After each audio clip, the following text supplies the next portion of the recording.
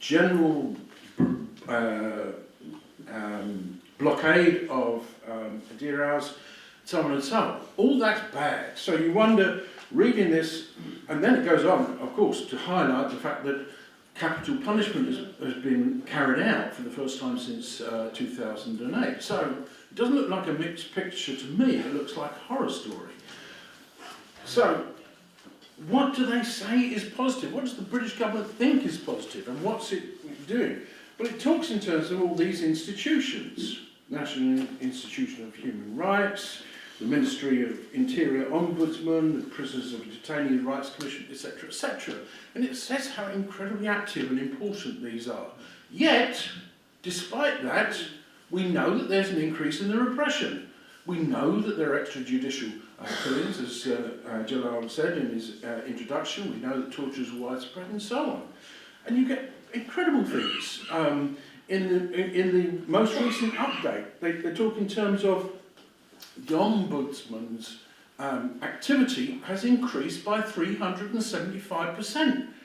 Now, excuse me, something so precise, he's increased his activity by 375%, makes you think, well, what bizarre world have we entered into?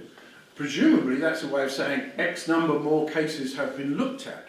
But the result remains generalised repression. That is the fact of the matter.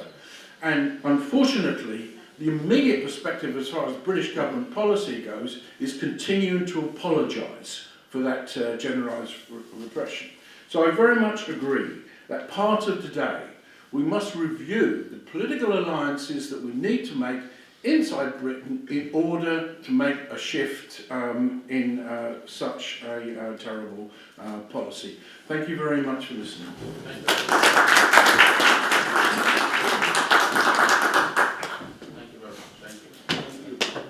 Thank you, Steve.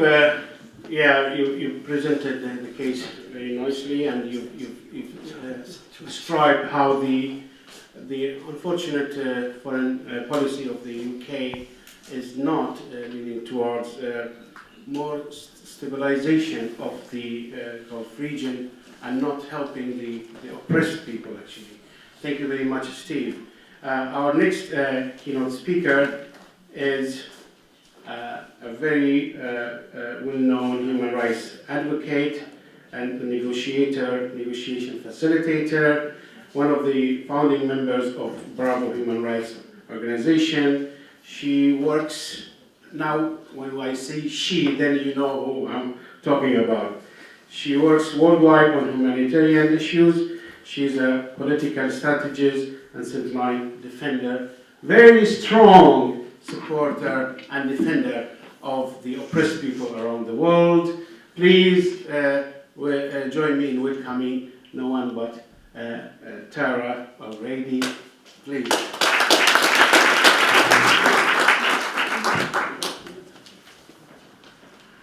Wow, I didn't deserve that. That's the Thank least. you so much. That's Thank the you. least. Thank you. Good morning, everyone. I wasn't prepared to be sitting here this morning. I thought I'd be participating this afternoon. And you have to forgive me because I have a very heavy cold, so coupled with my Irish accent, you might find me a little bit more difficult to understand than usual, and I speak fast too. I'm going to talk briefly about the struggle for peace and continuing to strive for human rights in Bahrain. And I'm so grateful to be here. You have no idea. I'm always just made feel so comfortable and welcome when I'm here. And I'd like to extend that welcome to any spies that there are in the room, of which I know they tend to come and enjoy the pleasure of our company. One of the things that was raised in conversation that I had last night with colleagues was about that there's no adherence to human rights law inside the country for all of the espousing about it and for the vast quantities of money that they spend sending their goons to the United Nations to intimidate those of us who are trying to call for change. They also don't adhere to Sharia law, and this is very evident in how Am I shouting too much? Can you hear me but not too loud? Am I alright? Okay, Okay, thanks. thank you. Yes, the 3 young men that were executed a couple of weeks ago, they had 3 or 4 bullets in each of them, not one. And this is, as far as I'm aware, is when one seeks for revenge in the kind of perverse desert Bedouin mentality. They shoot one time, and if the person survives that one bullet, alhamdulillah, they have an opportunity for a second life. But they didn't die after the first bullet. It took 2, 3, and 4 bullets to kill them. So that not only is it not adhering to human rights law, which of course we believe in no executions, but also it is perverse against Sharia law. So no matter what law they pretend to be adhering to, there is none in the country. Continuing on that, I'm a very outcome-focused person, and I like to be busy and to practically do things. And I would say suggestions to continue in the peaceful struggle for human rights. After 800 years of British oppression and rule in Ireland, we finally managed to achieve our own country and our independence. Not all of us, we're still struggling for the 6 counties.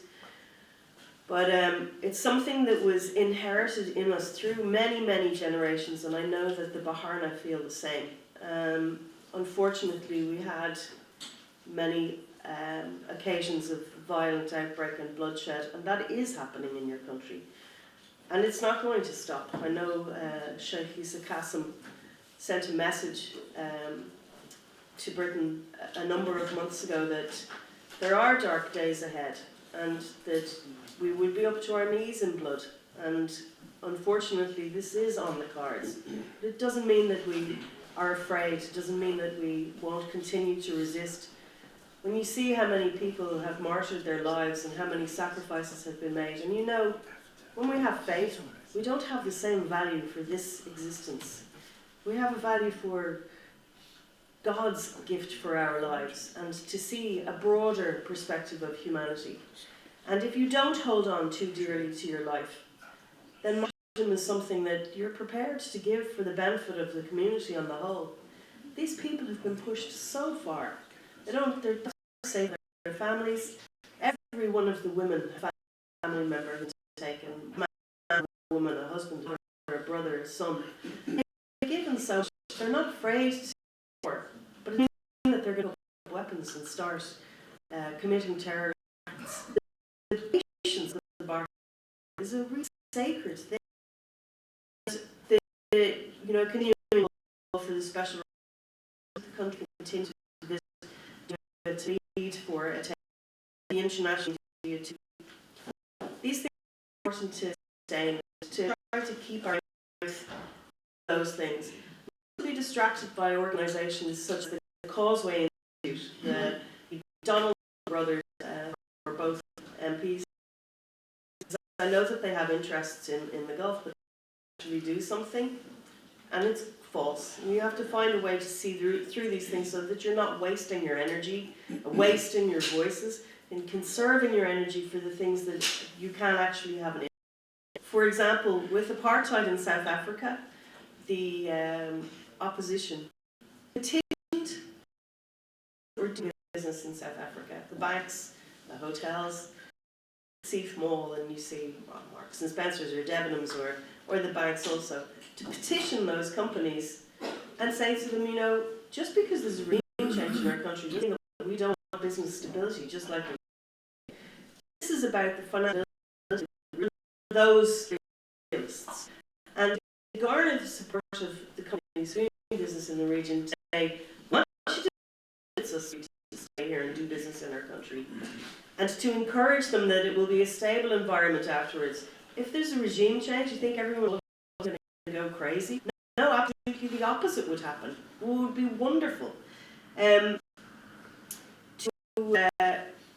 support from the European National Service, for example, a body of councils that deals with building relations geographically around at a time where the United Kingdom is engaged, and Europe wants to build better ties with the Middle East region.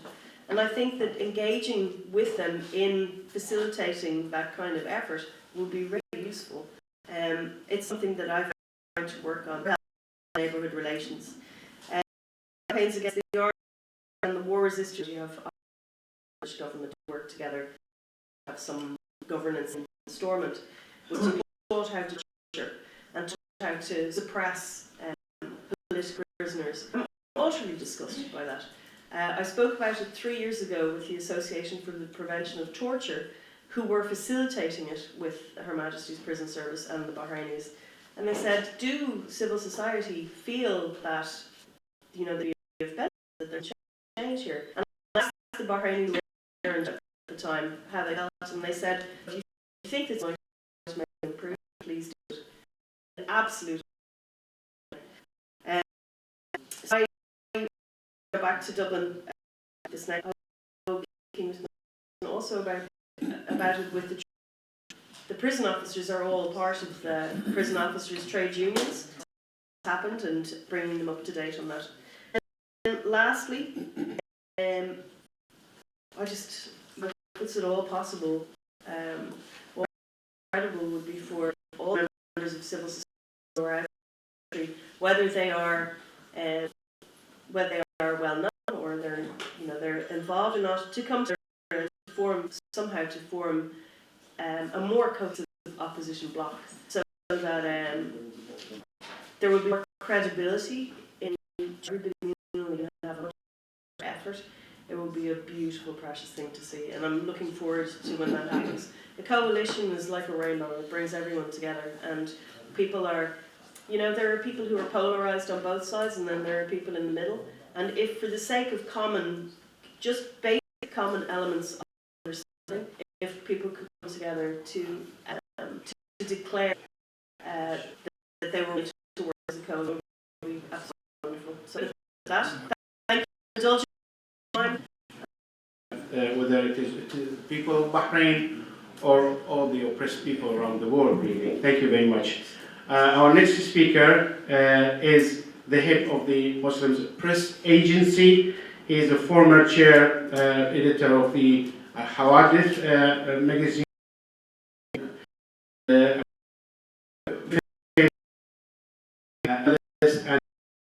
And we lots of please with me.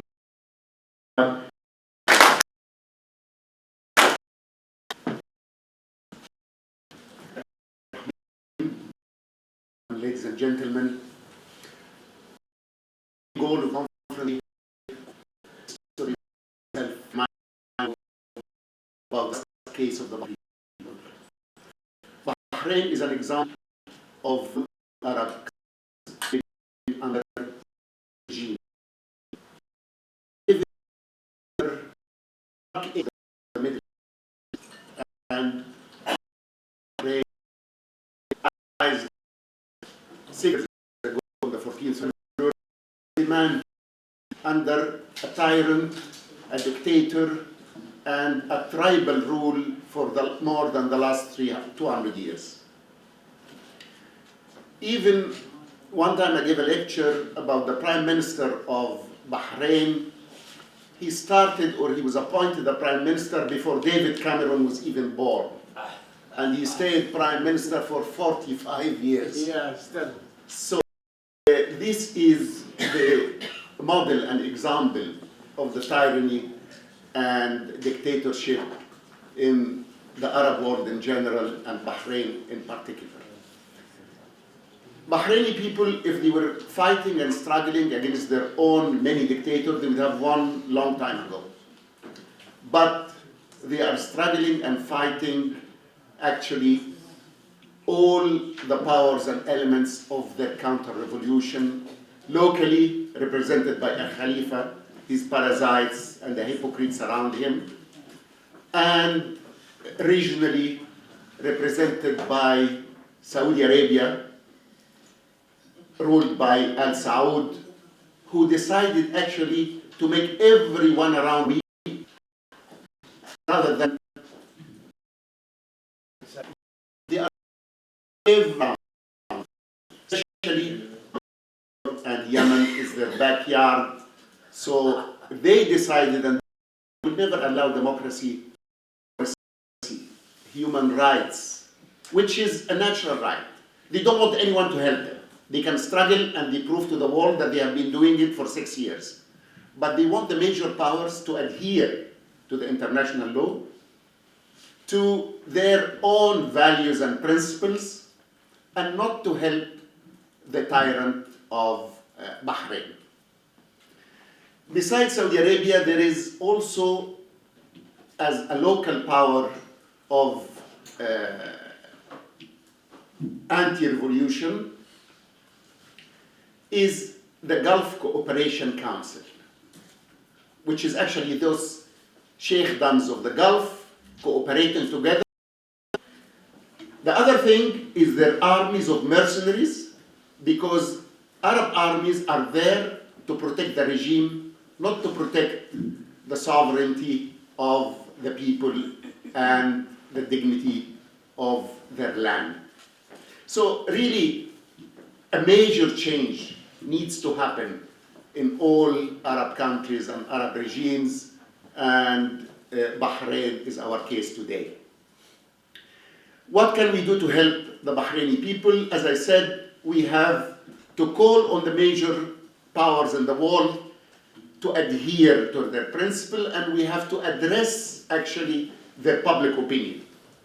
A petition in the internet, for example, to send it to the British Parliament by all freedom lovers and democracy supporters and human rights fighters, should say to the British government that we do not allow our government in the UK to help a tyrant by providing him with weapons and training his forces to oppress his own people, because they are culprit actually in the torture process and oppression process against the Bahraini people.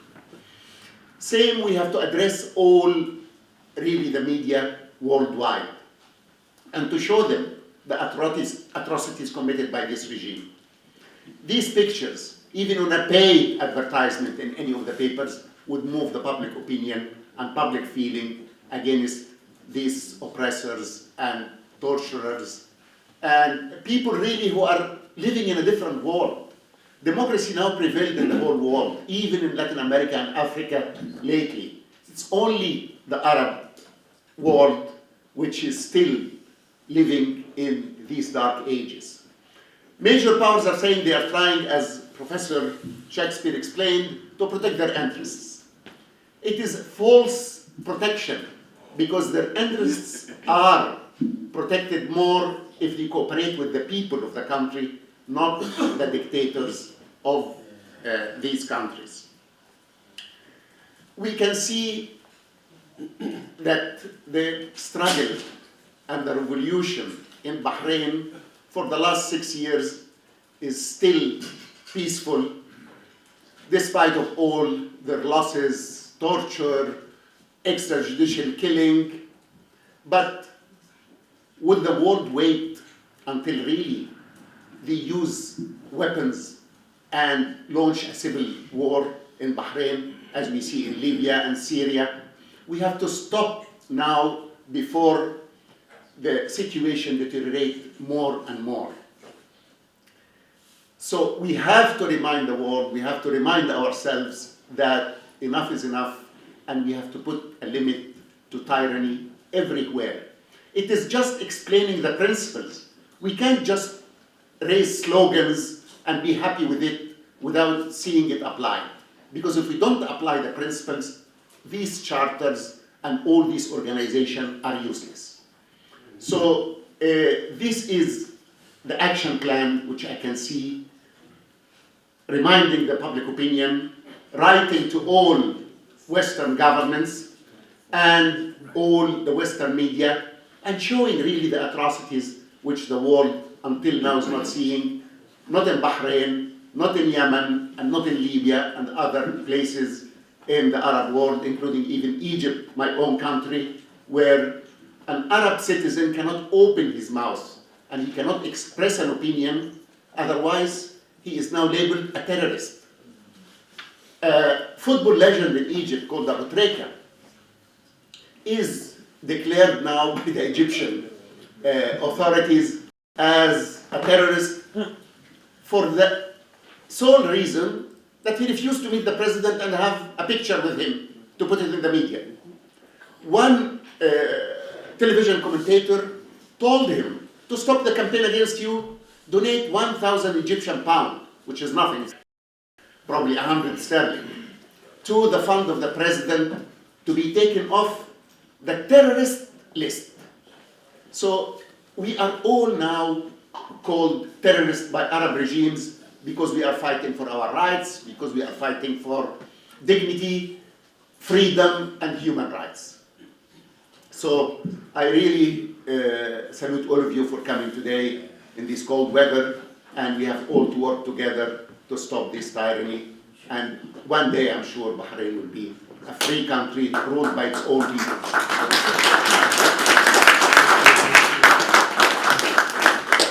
Thank you, Dr. Khabani, and really, I know how much also sincere you've been working at least to lift the ban, the media ban on Bahrain, try to force whatever is going on in Bahrain into the media, which is unfortunately is a member of the anti-war coalition. Please join me in welcoming Mr. Jim Coran.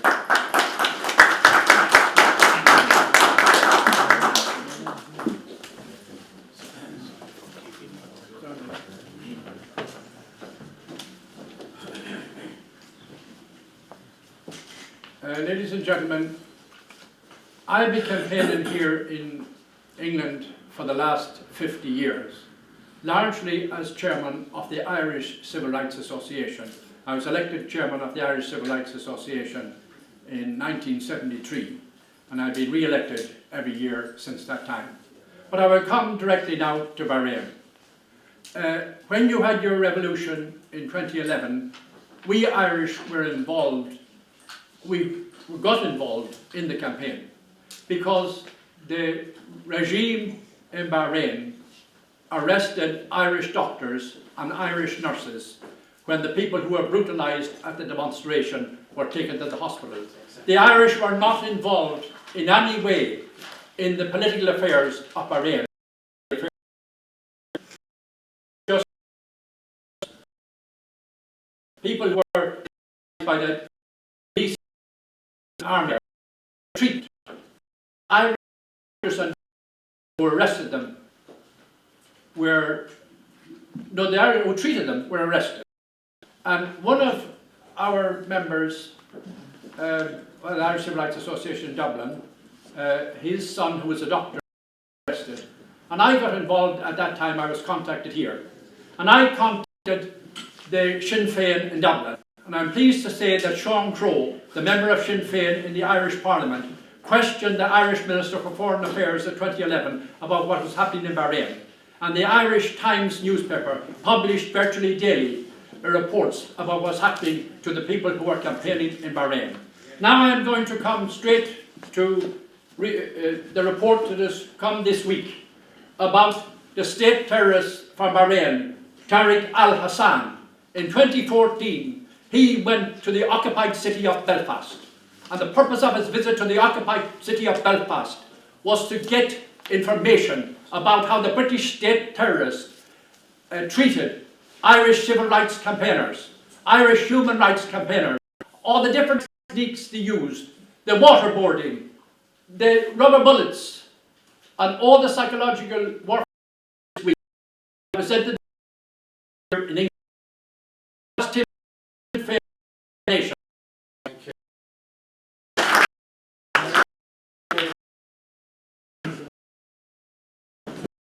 Well, probably Bahrain the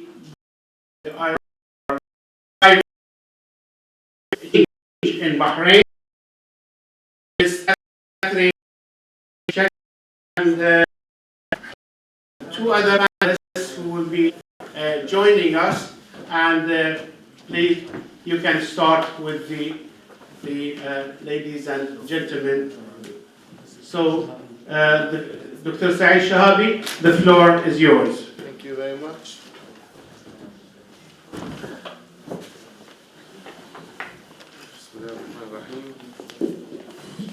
It is my pleasure to chair this session. Of course, welcoming you all for your attendance, and also hoping that we will spend the next few hours together and we will learn a lot from you, because you are the people who can make change. You are supporting people overdue, and 2011 demanding their how much elected on, and the operation continues today. I can say that our today is living in the condition of the past 50 years old. We have not lived such contribution or financial contribution to the United Nations. Until now, it is both Saudi Arabia and also America. Mr. Trump is also threatening to withdraw the American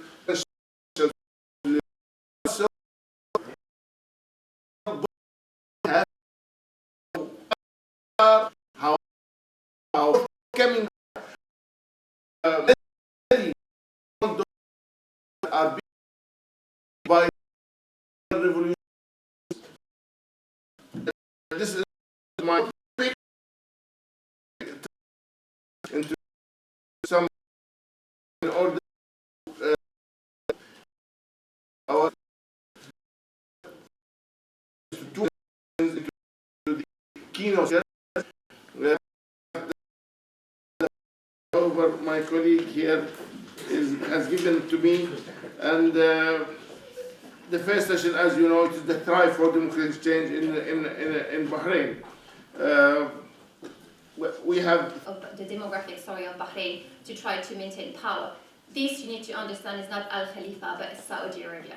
Al Saud family is trying to, to claim and embed itself into the Arabian Peninsula and the Greater Middle East as a whole, to try to assert not just Wahhabism, but their own form of tyranny, where they want a grand theocracy to rise above the Greater Middle East, to silence Shia Islam, and that Shia Islam has been a minority that disturbs Saudi Arabia for the only reason that Shia Islam actually speaks for freedom.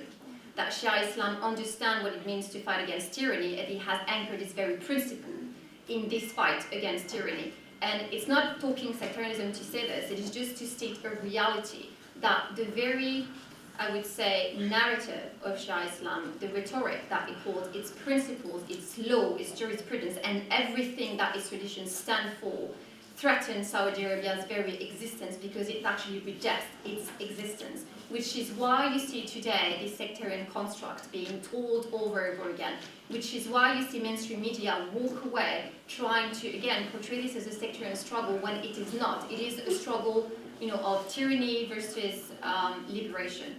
And I think this is very important, because I know that Bahrain is Shia majority, and that of course it plays a part, and it plays a part in that the way that I would say the oppression has set up in Bahrain, where you have seen mosques being destroyed, you have seen people being prevented from, for example, conducting majlis during Muharram. They have been robbed.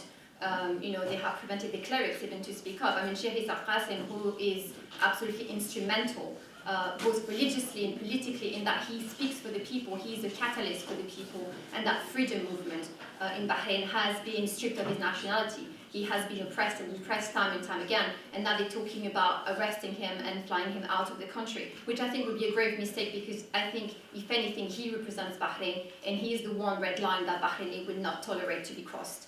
That being said, we need to realize that Saudi Arabia is the one pulling the strings, not Al Khalifa. Al Khalifa are just puppets. They are sitting there because the Saudi are allowing them to sit there. They are sitting there because the likes of Britain and other Western capitals have failed in their role in that keeping democracy and human rights and civil liberties, and that they are allowing for capitalism to actually conduct the bus and drive the narrative. And this is a tragedy in itself. But at the end of the day, Bahrain will be free. So I think the rest, I would say, is kind of, I mean, we need to talk about this, but we need to realize that Bahrain will be free regardless of what happens now. And of course, it won't be easy, and it will be terrible that the Bahraini people will be forced to enact a violent revolution, because this is not what they have called for. They have called for peaceful reforms, and I'd like people to remember this, because Al Khalifa regime and the Saudi are pushing them, are pushing their back against the wall, because they want to have a military confrontation. They want to see blood in the streets, so that they would be able to justify, further repression, further oppression. They would be able to turn around and tell Western media that it is because they're trying to oppose terrorism, that they're trying to, oppose rebellion, that they have to crack down violently on Bahraini and on all the revolutionaries who do want to be free. We need to remember too that those very rights that we claim for ourselves here in Britain and in other Western capitals, we need to give to the Bahraini people. We need to give to all those people who sit today under tyranny. And again, I'm going back to Saudi Arabia, because Saudi Arabia, in my mind anyway, is the root of all evil as far as tyranny stands. They are the one promoting terrorism across the world. They are the one promoting sectarianism and exclusionism across the world, because they do want to see communities understand each other against others. They want Shia and Sunni to feel that they're being disenfranchised from each other and that they stand in enmity against each other. But this is not the case. If you look at Yemen, if you look at Iraq and Syria and other countries in the world, Sunni and Shia can cohabitate quite peacefully, and there is never an issue.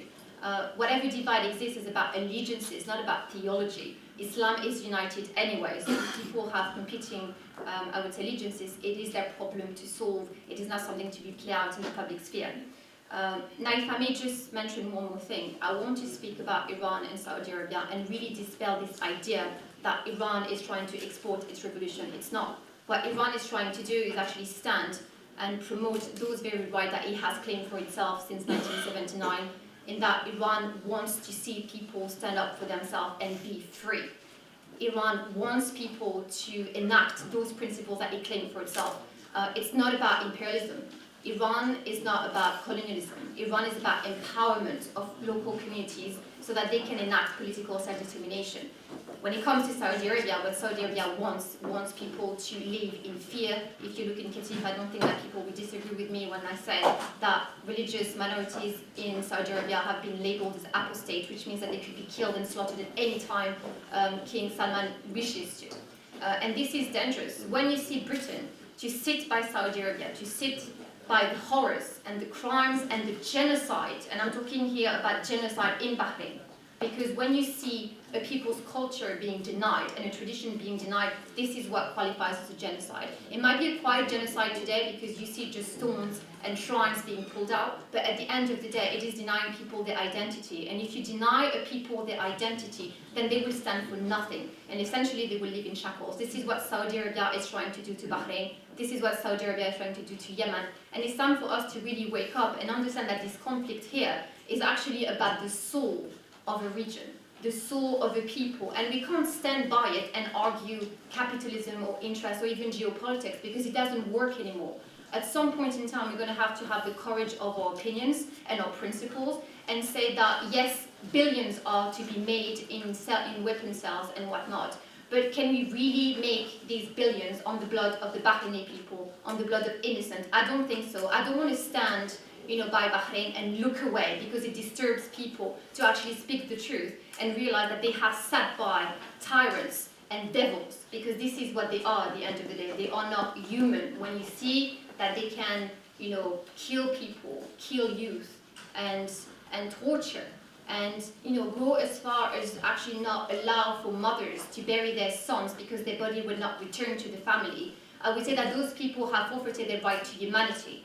And I would like to think that the likes of Theresa May and other state officials across the world will realize that what they're doing is shooting themselves in the foot, because Bahrain will remember, the region will remember, and people will rise free. So it's really just about Britain trying to not miss that bus and actually fail and sit on the wrong side of history. And I'm hoping and praying that people will wake up and understand that Bahrainis have the right to decide what it is that they want for their future. And they certainly have the right to their faith, whether they are Shia, Sunni, Christians, or whatever. It doesn't matter. We need to stop defining ourselves against other religiously, because then we would be denying our own religion. And for me, this is very important. As a Shia Muslim, I don't see why, Bahrain should be denied its traditions. And at the same time, I don't think that Sunni should be denied their own tradition, but what we need to do is to actually agree that we are standing in our truth, and that in itself is valid enough. Thank you.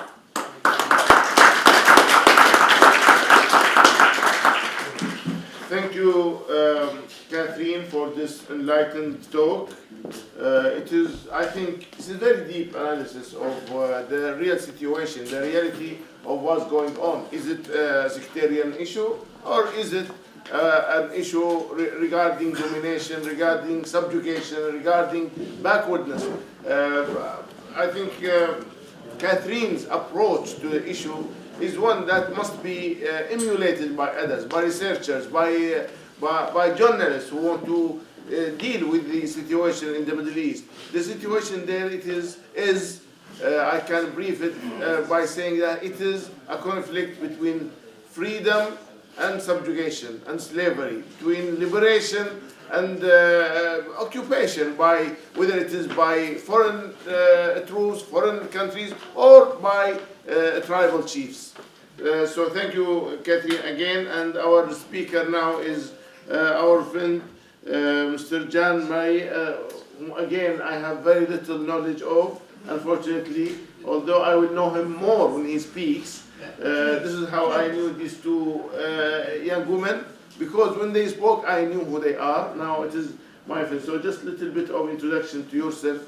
Thank you very much. And next time I will not accept to chair a meeting without being briefed properly on the speakers, because they put me in such... I'm sorry to do this, but may I just ask, there's a difficulty because we're hearing very important things said, or some of us are trying to hear important things said. There's an ongoing murmuring going on, which I feel is deeply disrespectful, both for the people who've come to speak to us and for those who actually want to hear what is being said. Thank you, David. He is talking about what do you call them? The murmuring, speaking together with low voice. It disturbs the others, distracts them. So please observe silence. So thank you very much, and thank you to fellow panelists, and for all of you who are here today on the 6th year of the start of the uprising in Bahrain to claim democracy and human rights. My name is Jean-Marie Rogue. I work for an organization called the International Federation for Human Rights, which I can try to present quickly by saying that we are a very old international human rights organization. We were created in 1922. Our mandate is the universality of human rights, meaning that our job is to hold states accountable for their human rights commitments beyond any divide, and we do this for every individual on earth. We are independent from any political, religious or geopolitical ties.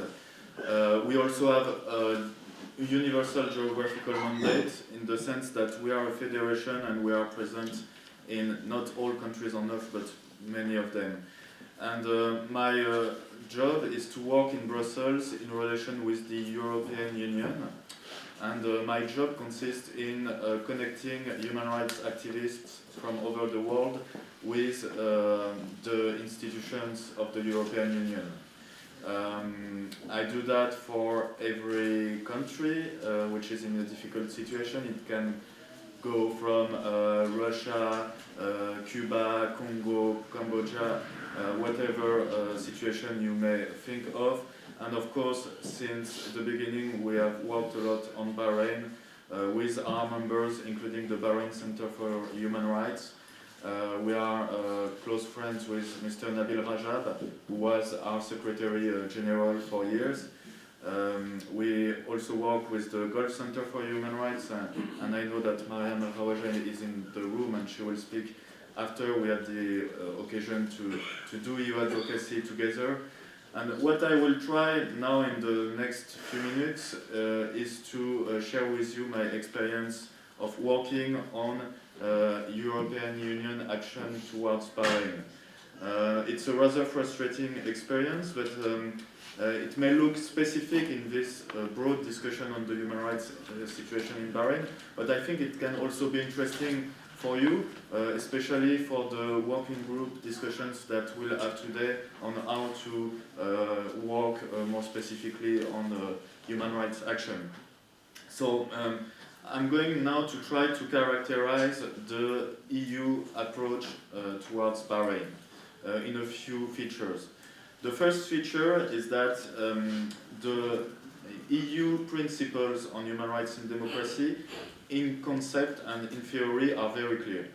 The European Union Treaty states very clearly that the European Union's action on the international scene is guided by the principles which have inspired its own creation, meaning democracy, the rule of human rights, and has been repeated in 2012 in an important, which is the EU strategic framework on human rights and democracy. 2000 was the euphoric period just after the start of the Arab Spring, when the EU think that it could play a role of accompanying those movements. Of course, we more many interests that exist in member states of the European Union. But this document states clearly that the EU will place human rights at the center of its relation with third countries, including its strategic partners. So this is for the concept, for the theory. Now, what is the reality of the EU relations with Bahrain? Actually, the relations with Bahrain take place in the framework of the EU relations with the Gulf cooperation country. There is an agreement that was set up in 1988 that really insists on the concepts of stability and on the strategic importance of the region for the European Union. Indeed, the GCC represents 20% of the EU energy needs. And the agreement between the European Union and the Gulf cooperation country is interesting in a negative way because it covers a lot of issues from economy to technical cooperation, energy, industry, services, agriculture, science, investment, etc. But to my knowledge, it is the only agreement the EU has with a region or a country that does not state clearly and democracy are at the center of the It doesn't. So there is a problematic from the beginning.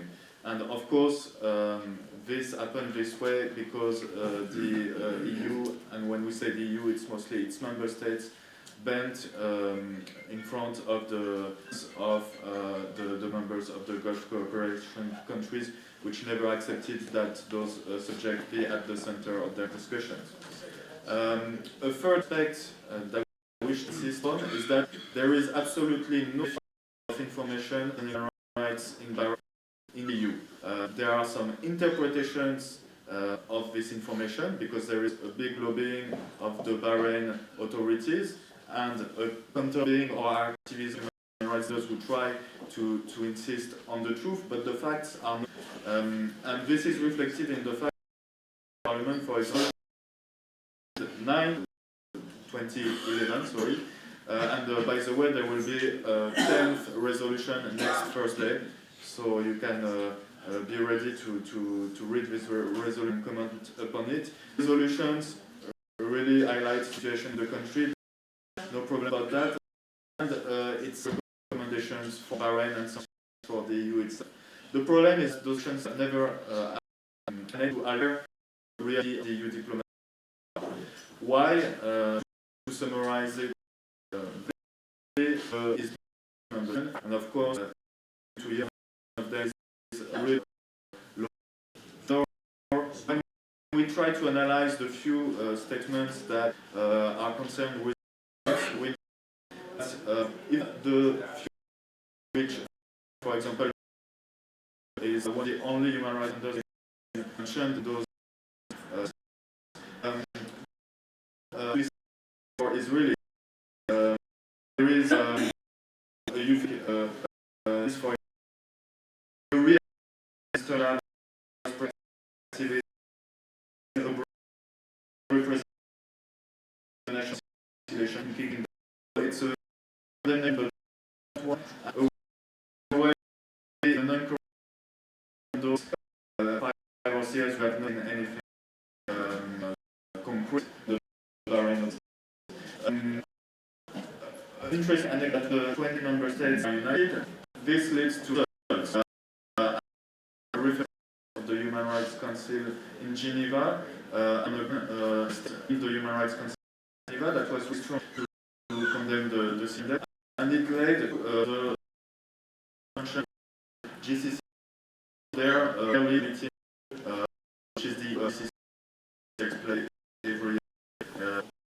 What I say is that really an opportunity lost, because to our view from the human rights point of view, we were saying this is a golden opportunity.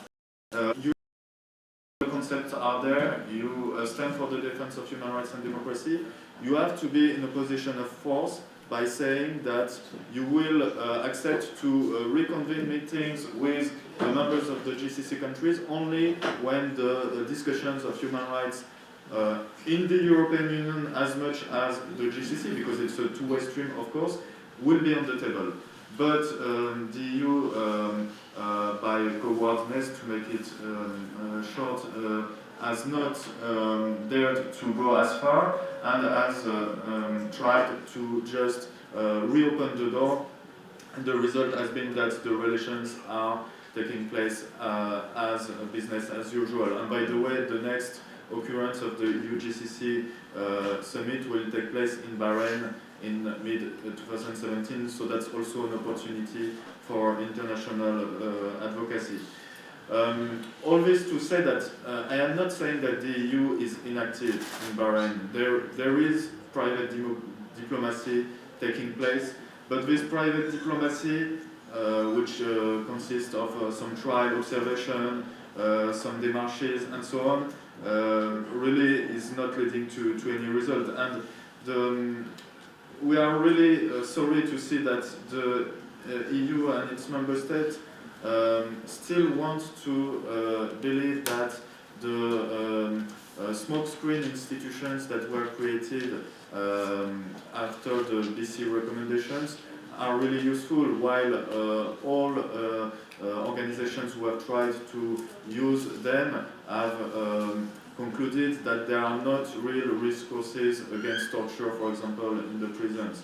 The Ombudsman even received a human rights prize by the European Union delegation towards the GCC in 2014, which was nearly an encouragement prize, like it's the trend a bit with same as the Nobel Prize, we give it in advance to encourage institutions to do their work, but in the end it has not fundamentally made this institution more efficient.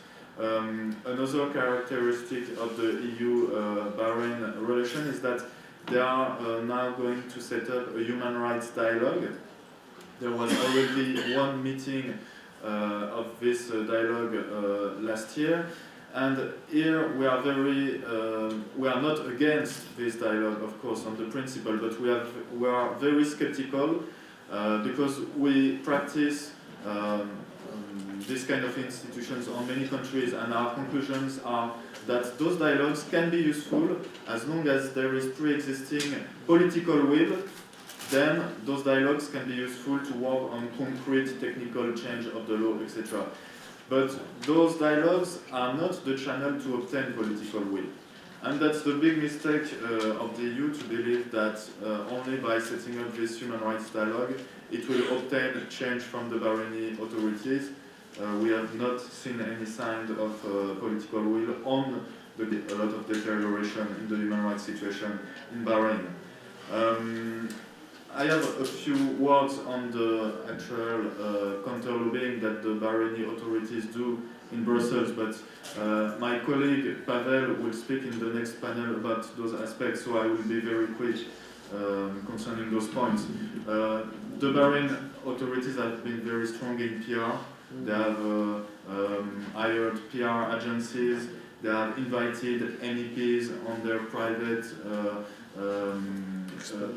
yes, to monitor, so-called monitor the 2014 elections, and of course those MEPs not representing the overall European Parliament have said that they were fine.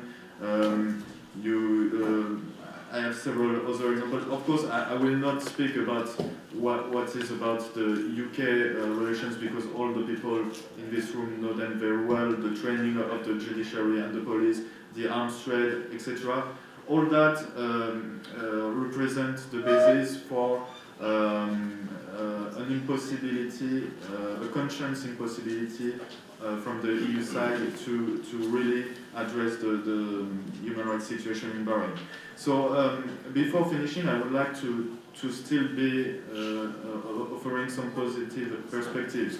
Although I'm not at all optimistic on the situation, but we still have to work on recommendations on international advocacy. I think that we have to use all the entry doors. And a small recommendations that I would make maybe for discussion is to really address this narrative that was already discussed by other panelists. It is very good that the Bahraini people stood from the beginning in reference to international human rights law. And it's very important that the Bahraini people continue to refer to law, to international law, to absolutely offer a counter-narrative to the people or interests who want to portray the situation as a confessional one. Why so? Yes, what I wanted to say about that is that there is... Sorry. Can you please close the door at the back? Yes, thank you. Because it resonates a bit distant. So there is absolutely a necessity for regional solution and democracy. It's about Iran, every city, every country of the region, and of every citizen, whatever their country, were really protected in all the countries.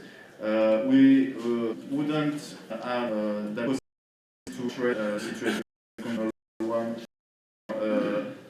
geographical one. So still being shown the constraints of the strategy and the gap upon this regional scene, it is absolutely necessary that the people of the region claim rights through law, because law is the only solution against domination, which is the real feature of the conflict.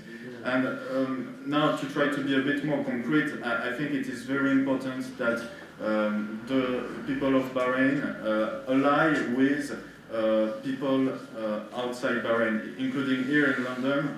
Here we are speaking amongst ourselves, although of course I'm not Bahraini, but we are speaking amongst convinced people. It is very important to use the human rights framework and to reach out to non-convinced people, but people who can be on your side, can be by doing activities with the amnesty sections, by reaching out to students, by taking advantage of the media to offer counter-narrative and so on.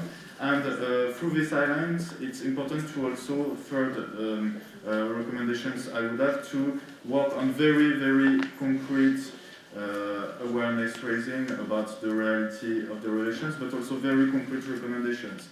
It can be about the demand for targeted sanctions against human rights violators. Of course, we know that this will not happen easily, or it will not happen, but still, it can be a campaigning tool to highlight who are the people in the regime, not only the royal family, but the intermediaries who have blood on their hands, to do portraits, to put that in the media and to write letters to the European Union or the UK. I'm stopping in a few seconds. It is very important also to work on the arms export. Let's not forget that the European Union common position on arms export normally foresees that exports would be reviewed in case of human rights repression, but of course this is not happening. But the legal basis is there, so it has to be used. It's very important also to highlight the situation of exports of material of surveillance and technology that is used against the peaceful demonstrators. It is very important to highlight the situation of the exports of tear gas that is used against the peaceful demonstrators. I will stop now for the concrete recommendations. It's a bit about our daily work, but I think I wanted to share that with you because I think it's important that this doesn't stay at the level of our work with institutions, but that the Bahraini people and their friends take advantage of those many possibilities and use them in their campaigning and advocacy. So sorry if I was a bit long, and thank you very much.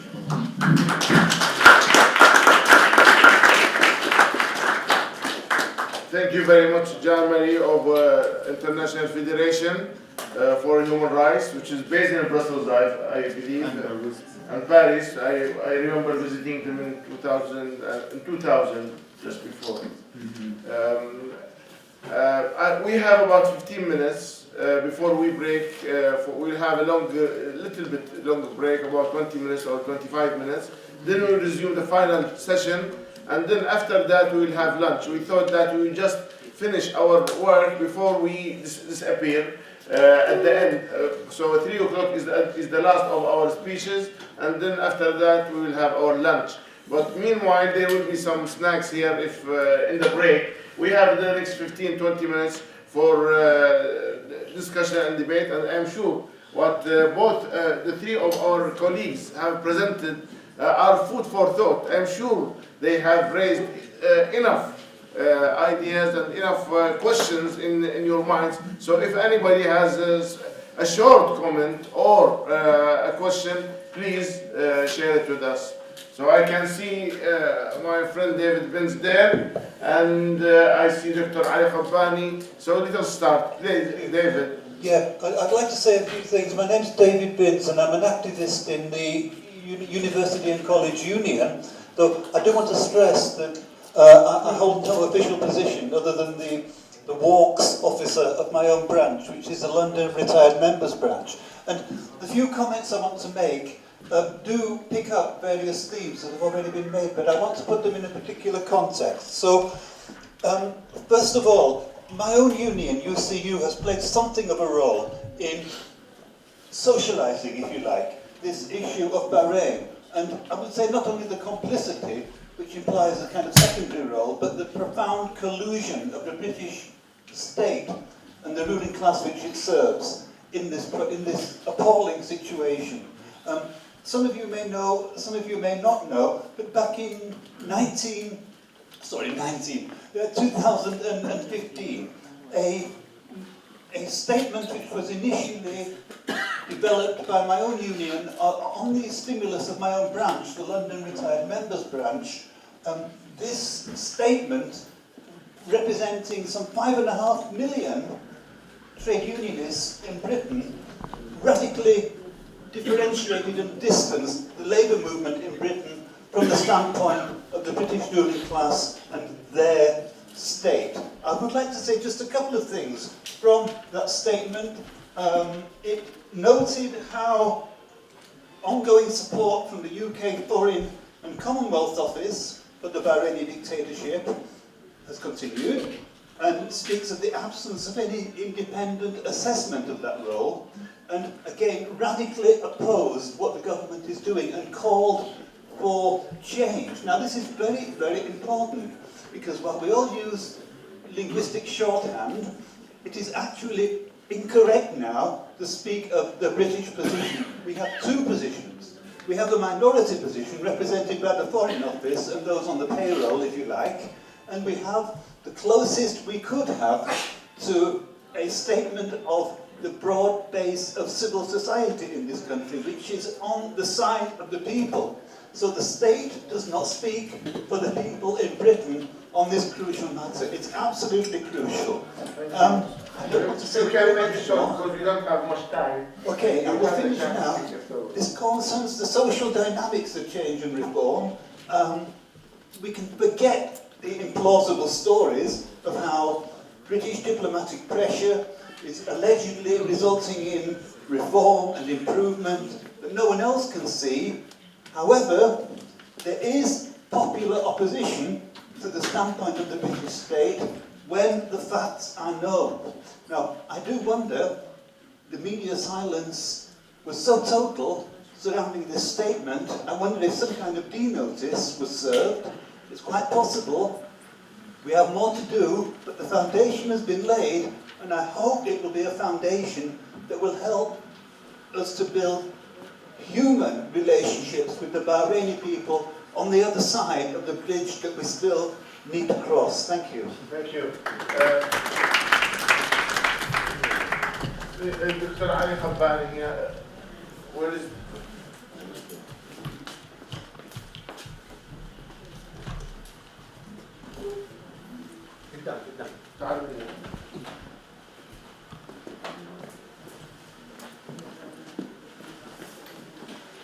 Actually, the lady researcher, the first speaker, opened a new angle, which was very new to me, about the struggle in Bahrain between the native indigenous people and the settling colonial power.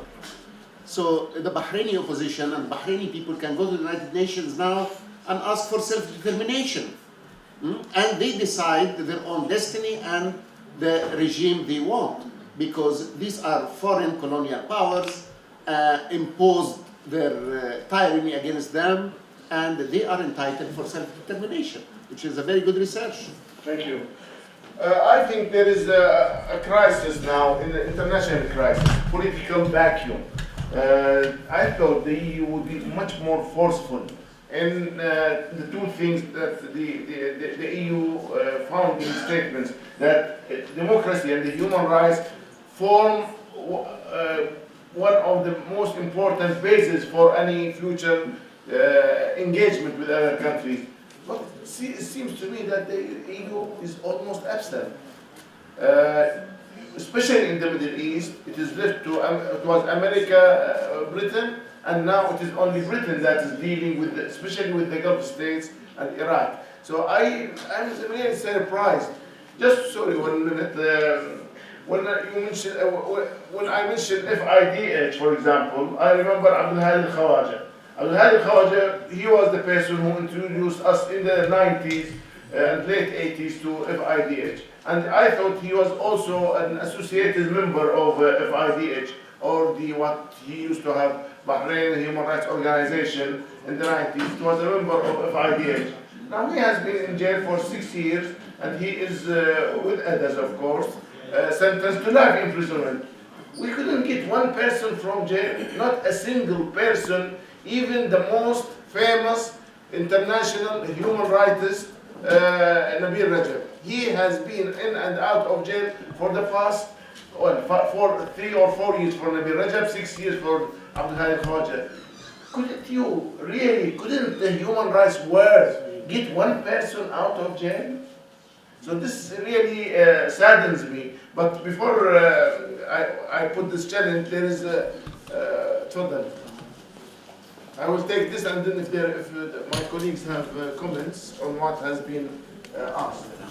So my question to the lady on the right, sorry I forgot the name. It's really fascinating, somebody from background to find Bahrain, the tiny island of Bahrain. Could you please elaborate a little bit about how do you come across Bahrain? And also talk a bit more about the similarities between Bahrain and Palestine. You raised this question because this is really a fascinating subject for us, Bahraini people. Thank you. Okay, so let us have, what is that? Oh, they have given her a cover, a nice cover. I was looking for our mic and somebody just apparently has taken it over. Briefly, please. Yeah. Either. Can you hear me? Either of them. So yeah, thank you very much for your comments. And actually, that was my initial topic to compare Israel and Bahrain with this angle as settler colonialism for my PhD. But in the end, I had to drop Israel because, for academically speaking, there are many other elements that I have found difficulties to explain and compare. But still, I find there are a lot of analogies that I can find from those two settler colonial states. And one thing made my research a little bit tricky was the Israel is also has very distinct position with regards to native people. So the difference between Bahrain and Israel is in Israel you have the Arab citizens, Israeli citizens who are Arab in their, the territories within the 1948 border. Meanwhile, in Bahrain, basically you are the citizens of Bahrain, although you are treated as second and third class citizens, but you have the passport. And sorry, I forgot to mention the Palestinian territories of Jerusalem and West Bank and Gaza. So these are people who are not really integrated to the society, to Israel, the settler society, and they don't have passport or nationality of the country. So I was comparing the Israeli citizens, the Arab citizens in Israel, to Shia citizens in Bahrain. And what I found was, obviously, they had been hard time to be killed and forced to leave the country from their own government. And they were also, as I mentioned, they've been marginalized in security services. And they also are marginalized from the system and structure, the dominant system. And what I found also interesting is that sometimes the government opened the minimum, they opened the door to these people, the Arab citizens and Shia citizens, so that they can legitimize themselves, to a certain degree and get support, like legitimate support from the international community. But that doesn't mean they really want to integrate these people to the society. They always want to have their own privilege while marginalizing these people. And one thing I like to mention, which I didn't talk about in my presentation, is the territorial expansionism. So settlers come to stay, so they are very much interested in land and territory. That makes a huge difference from conventional colonialism, because in the conventional colonizers are more interested in manipulating labor and resources. So after they achieve their benefits, they would leave the country. But settlers, they come to stay and open the society, so they're never going to leave. They want to stay in the territory forever. So. You can bring it to. Yeah, sorry, I was just making. I don't know what to say. So they're very much interested in territory, so they always open territory. That's what the Israeli regime is doing in West Bank, although they are not really integrated as the country in their boundaries. And I just briefly mentioned, I'd like to mention the land reclamation project in Bahrain. I look at the project as the same lens of the territorial expansionism. It's not just about economic benefits, but they want to, by nature, as settlers, they want to expand land. That's their main interest. So yeah, I'll finish sharing. We can talk about it later in the break time. Thank you. Thank you very much.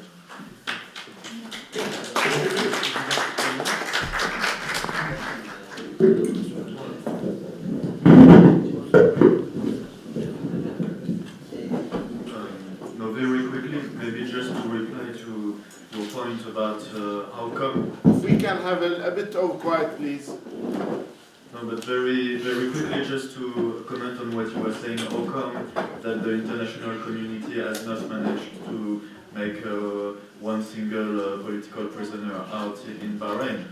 I mean, it's a usual game of the autocracies to put people in jail and then to gain positions of negotiations with their counterpart. And as long as the European Union or other international actors separate the talks on human rights from the talks about the more concrete economic and strategical interests, they will never manage to make people out of jail.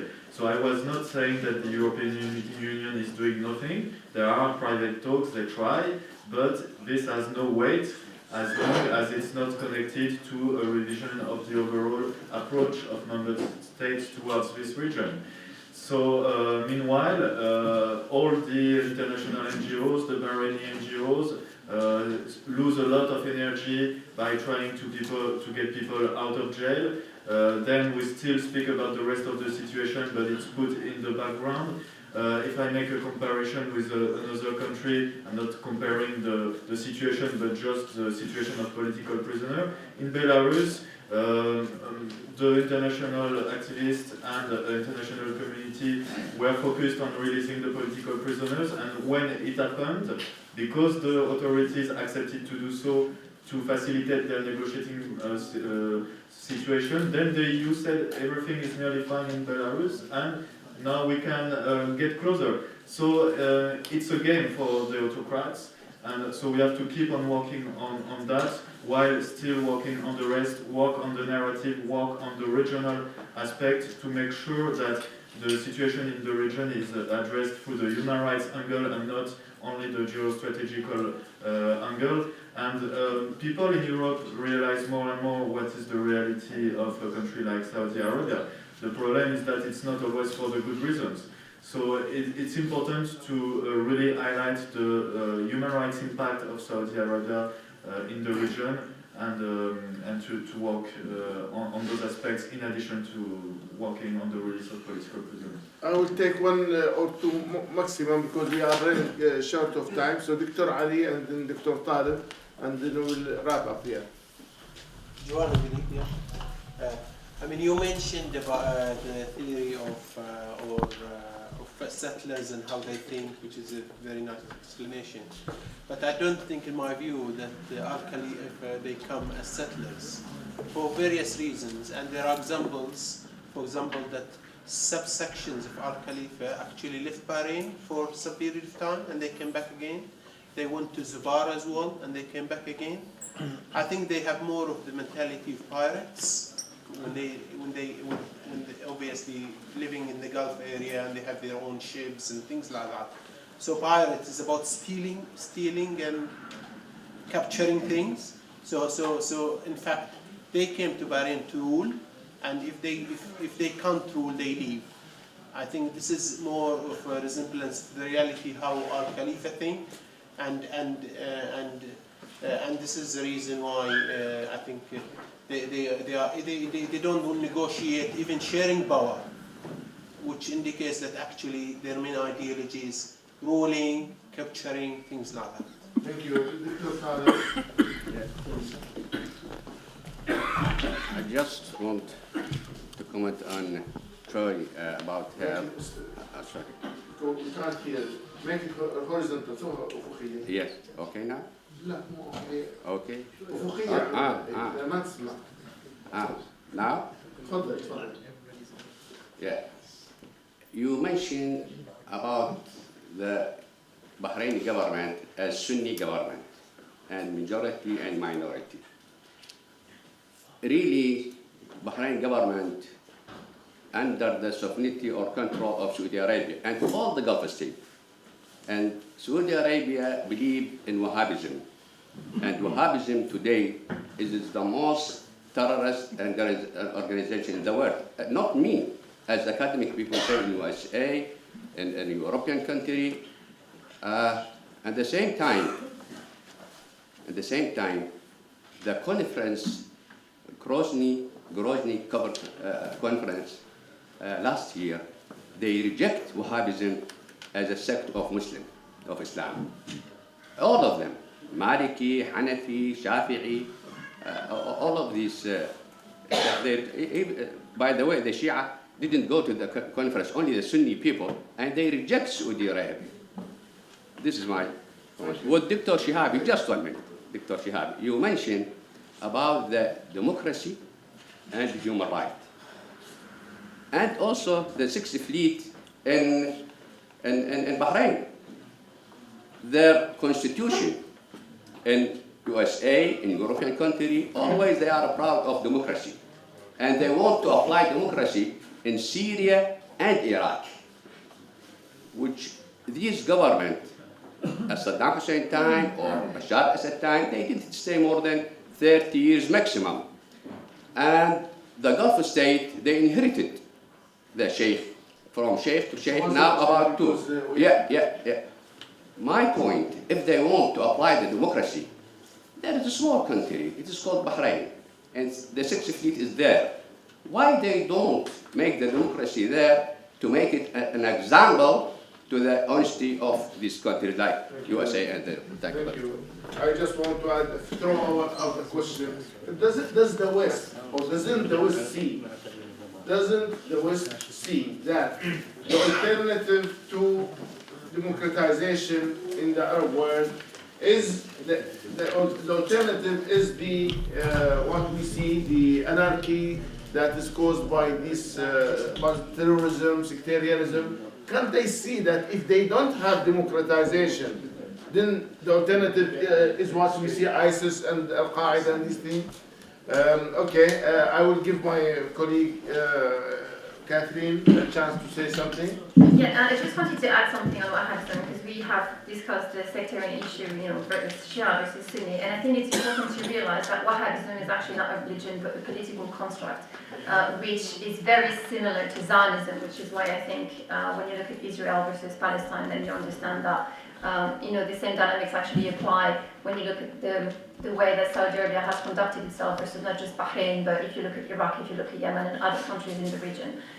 It's very important to understand that while Wahhabism is actually claiming itself to be self-righteous over Islam and essentially claiming to have the right way of Islam, which for me equates to the House of Saud actually trying to claim the legitimacy that Shia Islam is giving to Ahlul Bayt. This is what they're trying to do, which is why they're at war with Shia Islam. It's important to understand that this is a unilateral war, where Shia Islam is not at war with anybody, but it's at war with Wahhabism, and that Wahhabism is trying to destroy all faith. It's not just Shia Islam, it's just because Shia Islam's voice has been loudest in the Middle East, because again, it stands for a rejection of tyranny at its essence. Then Shia Islam has been labeled an apostate and a terror, not organization, but a terrorist faith. And I think it's important to understand this when we look at Bahrain, which is why Al-Khalifa regime, which is Wahhabi, as you mentioned, is trying to disappear the people and the tradition. And we need to be very careful to understand that if we actually allow this to happen, you are by definition sitting with the likes of Daesh and Al-Qaeda and the Taliban and the rest of them.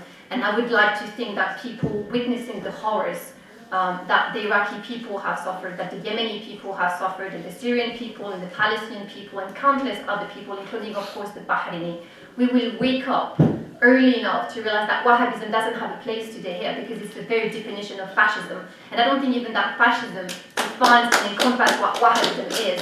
It's beyond terror, it is the embodiment of tyranny. I'm not going to compare it I will compare it to Yazid. Because if there is ever a historical reference, that would be it. And today Al-Saud is the embodiment of Yazid. They have returned, we need to do something about it, and we need to do it now. Thank you. Before I can, you want to comment? Very quickly, because we have our friend here. Just very briefly, so I totally agree with her point that the both Wahhabism and Zionism has been used for pretext to discriminate and marginalize people. So I feel on that point. And in terms of this, our Khalifa as pirates, that's really interesting point. I will look at the more historical fact from our research. Thank you very much for coming. Thank you. You have 2 or 3 comments if you want to. No, just one last word to comment upon what you said again about stability. I think it's also the center of what can be the arguments of the Bahraini people. The big mistake of the West has been to believe that by binding towards, for example, Saudi Arabia or the Bahraini regime, they would obtain stability, while, as you mentioned, it's exactly the contrary. Stability is through rights to everyone and democracy for all without discrimination. And I think that it's not really clear for the general population in the West and for the governance in the West. So it's very important that the Bahraini people and their friends who campaign and do advocacy use human rights in connection with stabilization of the region. It is through human rights and democracy that the region will be stabilized, not by binding in front of regimes which support Wahhabism, among others. So yeah, that's a key thing to have in mind when campaigning. Thank you very much. I just want to, before I leave, I will tell you that the next session will be a different one. It will be led by young people, unlike me and my colleagues in the morning. We have introduced you to these young people here, but the last session of our day will be conducted in 20-25 minutes. So we'll have a break now, and I assure you that the next session will be chaired by Ala Shihabi and addressed by Mark Owen Jones and others. My colleague also took away the program. I'm always denied my right. Even to a copy of the program I am denied. And then we have Mariam Al-Khawaja, the daughter of Abdul Hadi Al-Khawaja. So you have plenty of things to listen to and to hear. So please be prompt. At 1:45 we will congregate, but I can assure you we'll finish by 3 p.m. But there is some refreshment for you. Thank you very much. You worked really well this morning. Sit down. When you turn, you worked really well. Puffed up. Really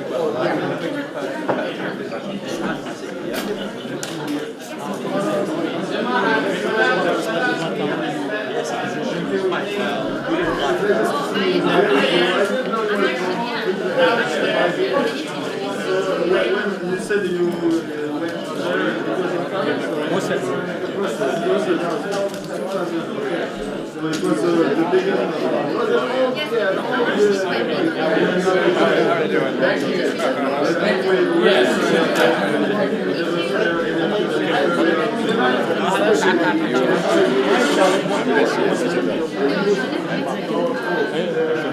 هلا دكتور شلونك؟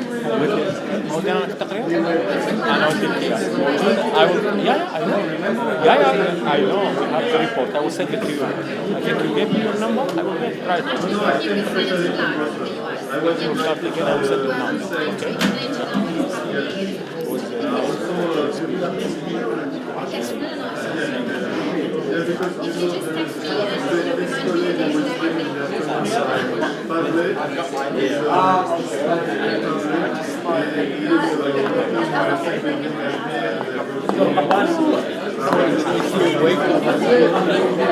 Wake up with mom is a chemical.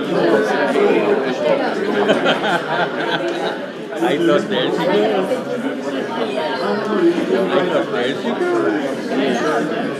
Perfect timing. I didn't even so you can even fly that one. Yeah, I know.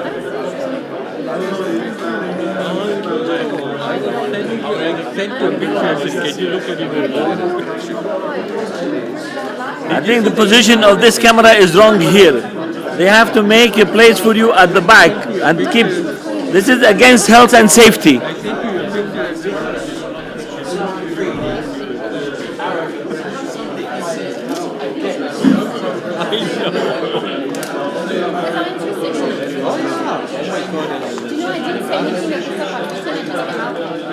That's exactly what you mean. The last remark was like, whoa. Yes, exactly. I know, I was thinking, that is like, giving You know, Shabir yesterday was like, please don't run. I want to make it as the same And it's not the same sound.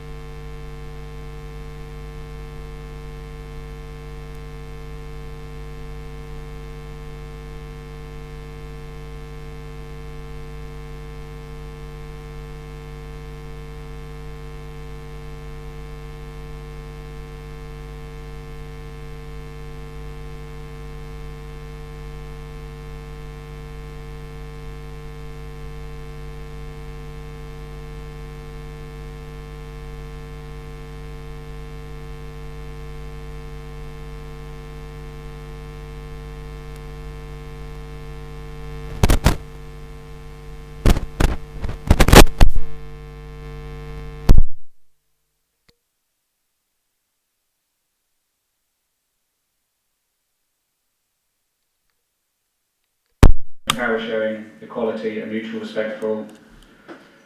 Our struggle is not over, but the Irish peace process has facilitated a peaceful and democratic route to achieve our goals. We hope that the people of Bahrain are similarly successful in securing a viable route to build a free, fair and equal society in Bahrain. As we say in our struggle, Shaki Allah, which is Irish for our day will come.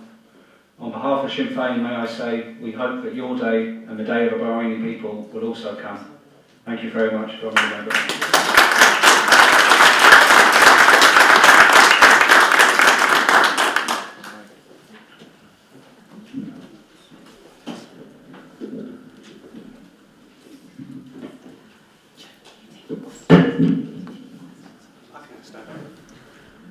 Before Joe leaves us, does anyone have any quick questions for him or for Sinn Féin, or what they want Sinn Féin to do on any issue? If not, then okay, just 2 quick questions and we can start the session.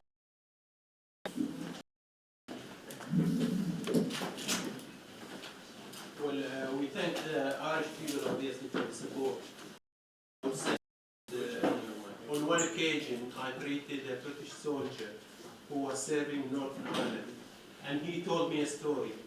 He told me that they received orders to throw Irish descendants from helicopters from very high height, basically, and they received order to do that. We were very, because through the Irish politicians we can influence the European Parliament. Probably we can have some impact on their policy towards the Gulf, especially with regards to human rights and democracy.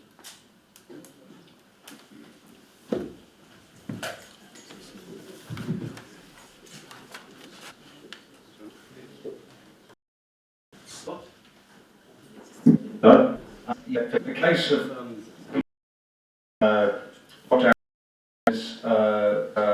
I believe there was the hooded Menkes in the 70s. Recently come to light is that the government were made aware that that in place. They're still denying it, but hopefully that's going back to the European that treatment. Sinn Féin is for any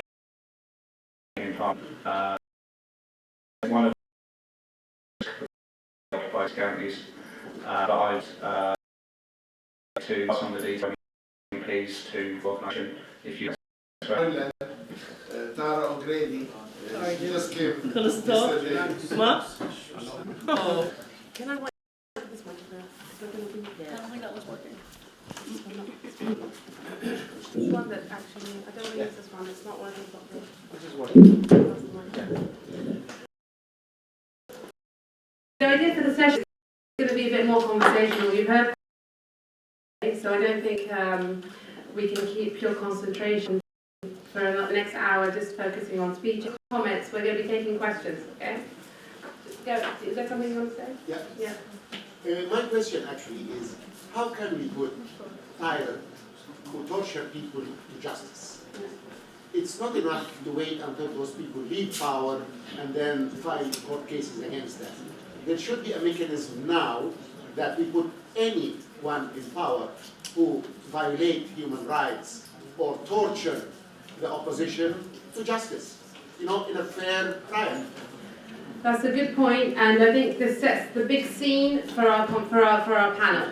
Basically, 6 years on, February 14th, 2011, early 2011, there were uprisings that spread across the Arab world calling for freedom and democracy. This was applauded and celebrated. There was euphoria amongst the international community supporting change in the Middle East. This was our day, as our colleague mentioned. 6 years on, where are we today? What is the state of the democratic struggle? How far are we? And how can we bring accountability and justice, not just to Bahrain but to the region, in terms of testing the limits of international law? What I'll do is I'll start with Tara O'Grady, and within that context, I'd like to know how you feel today, having spent many years in the struggle, and what you think the answer to this gentleman's question is. Closer. Okay. You mentioned the of having can you now? Use the microphone. I speak like this. Is it better? Use this one. I hate microphones. All right. So I was involved with bringing Mohammed Al Jazeera to Ireland, and at the time I became active on Bahrain because of the Irish medics and the ones who had been Royal College of Surgeons who have represented the Royal College of Surgeons, and I found more than the money that the Royal College of Surgeons has in the Bahraini royal family. I was delighted to hear you talk about Mohammed Al Jazeera because it means that it's common knowledge, and that's about 5 years ago. Over the last 6 years, it is becoming more transparent about what's happening. And although you don't hear much of it, there are figures who do know. The MEPs in Europe that we have from Sinn Féin, as a member of the party myself, I'm very proud that we have such strong membership there. And the parties that they're allied with as well, like the Nordic Left and the Green Left and all that, they're a fantastic group of really clean-hearted people who are genuinely involved in. And she contacted me and said, I see that you're interested in issues in the Gulf, will you take a look at my country? And from the time that I did, a week afterwards, I called Nabila Rajab completely out of the blue, and my entire life focused on Bahrain because I saw such strong, deep, common elements between your struggle and the struggle that we endured for 800 years in Ireland. And that's why I said this morning, I'm sorry if I'm speaking too fast, but that's why I said this morning about endurance, and the spiritual endurance that you have as a people is so profound to me and precious that it really needs to continue to be nurtured. I brought Hussein Ali Radi, who is he was involved in writing the constitution for Bahrain. He's a well-known lawyer in Bahrain. I brought him over to Ireland. He was there for the International Bar Association's annual meeting, and I took him up to Stormont to meet Pat Sheehan and to really expose him to Sinn Féin, and because our politicians have worked so hard for so long to legitimise themselves as politicians from a position where they were, they had been for so long intimidated and frustrated and had weaponised as a result of so much persecution, and to try to find a way for the opposition bloc from Bahrain to mobilise in a way that they too could be given the credit of being recognised as politicians. And I suppose, you know, when you said Shuki our law, what that means is the knowledge that your day will come is so deeply embedded in you that, you know, it's all of the martyrs and all of the familial issues that you have, and having to live outside of your country and being persecuted outside and, you know, ridiculed because you're basically refugees here with no abode. Don't lose that. And I see that the position for, you know, you asked about taking people to court. There is no real mechanism to take madmen and murderers to court. When they're in those positions, they have diplomatic immunity. And until that diplomatic immunity is removed from them, I believe that they're going to continue. Unfortunately. Sorry. Is that less than 2 minutes? That's great. Thanks for kicking the conversation off.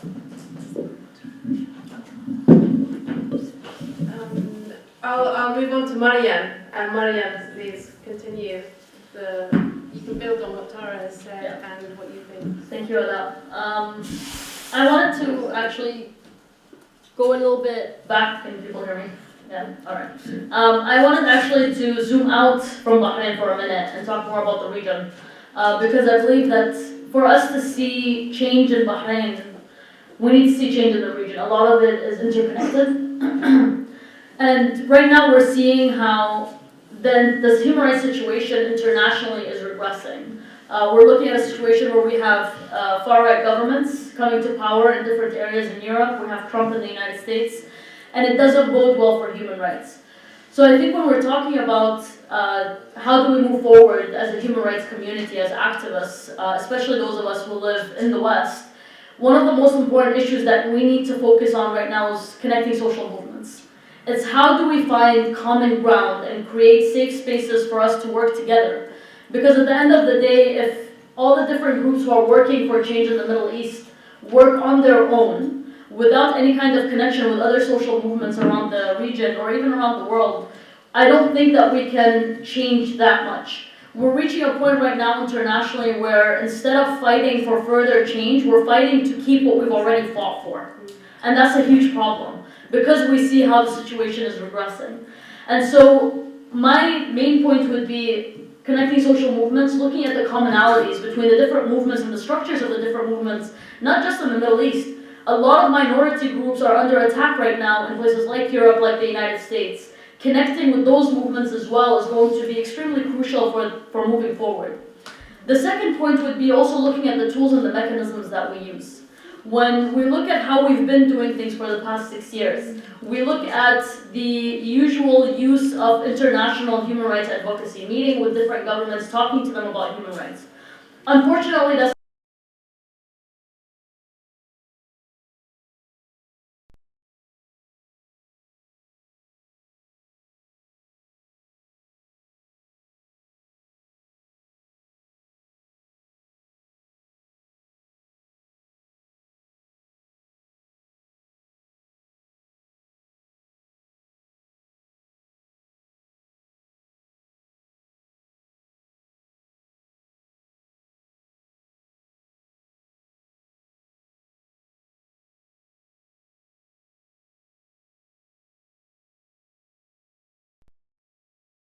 human rights community, that the best way to fight extremism and terrorism is by supporting and standing in solidarity with human rights organizations, with civil society who are on the front line of fighting for human rights, of creating spaces where people can fight back without the use of violence.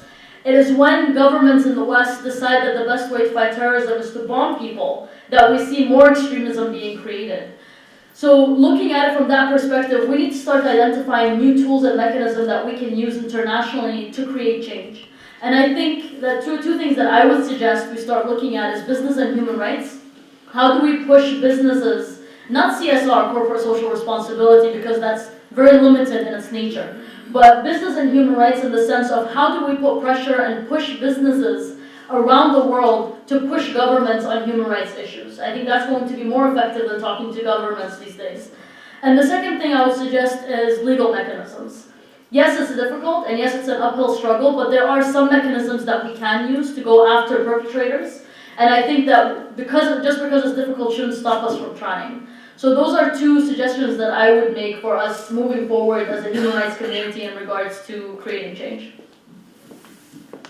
Thanks, Mariam. Just on that note, we in Bahrain Watch have been we found ourselves actually focusing on the companies that export products to Bahrain, and we found there are mechanisms around putting the pressure. We say we know the Bahraini government will misuse and abuse surveillance technology, CCTV, facial recognition, censorship technology, hacking technology. These companies are German, they're British, they're American, they're Swedish. We all know that there are arms that are being sold to repressive regimes. So really the fight isn't in Bahrain. A lot of the time, the battle is actually here in London, it's in the US, it's in capital cities in Germany and elsewhere. So we then launch legal cases here. It's an indirect mechanism because you're forcing these companies to think twice about their responsibility towards human rights in other cases. And that brings around some media attention, and then it puts Western governments under pressure to regulate and export those kind of exports that can be misused. Again, that's up for challenge at the moment. I'll move on to Mark because he might talk a bit more about that. But he's also working on a very interesting project looking at the manipulation of social media. I always tell him don't give too much away because he's still in the middle of his investigation. But I think he's always quite open and transparent about his work, and his blog is a great treasure and asset. And his blog post this week went viral in Bahrain because he actually monitors what the state says very closely, and he verifies it or debunks it and says, well, is this fake news? And we know that fake news is a big thing at the moment. But we've been used to fake news in Bahrain for 6 years because the kind of fake news we've seen is fake. I mean, it's fake in the fakest sense of fake. And so it's actually can be funny at times. So Mark has actually, that's kind of been his area of interest. He can talk to you more about his investigation. Thanks. Thank you, and thanks for inviting me. Just a brief background. Some of you may know me from Twitter, and I've met quite a lot of you before, but thanks. Yeah. I grew up in Bahrain, so I see it as a home. So I'm Bahraini Welsh, technically speaking. We both suffered at the hands of the English, I like to think, and continue to do so. Yeah, I mean, I think in terms of moving forward, there's obviously some strategies have been discussed, and as a natural pessimist, I'm not the best person to ask, though I will come up with some potential things that I think are useful that will add to what, in particular, Mariam says. What I have really is a broad comment for what was discussed in notions of truth, fake news, and alternative facts, because I think what we're seeing here really is the product of the past few years. Excuse me, can I make a point, please? Sorry, can you just wait till Mark finishes his to talk about his work, and then you can jump in. Sure. I lose the whole thing. All I want to say, look, I'm a foreigner, and I'm hard of hearing. If the speakers, they're full of being brilliant, courage, and so on and so forth, very young, but from time, most of what they are English, our mouth is not English. You take your time, it sinks in. So if you're fast and quick, I can't take it in. That's a great point, and we're trying to speak more slowly. Okay. At the back particularly, please just stick your hand up and I'll try and slow down. So I think truth to close. Okay. Right. Maybe people they just don't understand. Is there anything else? I mean, there could be something with the microphone. It could be that you hit, just get interrupted. Thanks. Right. Okay. So you see, Brexit fundamentally regarding say relationship important. Brexit, I'm particularly this comes what you believe is the truth. So in the past, for example, I like to think we've slightly embarrassed the British government by taking them to court over the Ian Henderson documents. The FCO are still unwilling, even after 40 years, to release information about the British police's role in Bahrain, for example. And having these fairly high-profile legal challenges expose in some ways the public to an ongoing narrative of what's been going on in Bahrain. And I think that's important. And I think similarly, if we look at the FCO statement that was included in your packs, this talks specifically about the mixed, and I think this was mentioned earlier, the mixed record of human rights in Bahrain, which again is a massive fallacy. It attempts to make two arguments equal that clearly are not equal. But what the British, or the FCO does rather, in defense of its role in Bahrain now, which has included security training, but it's also about this notion of abetting democracy.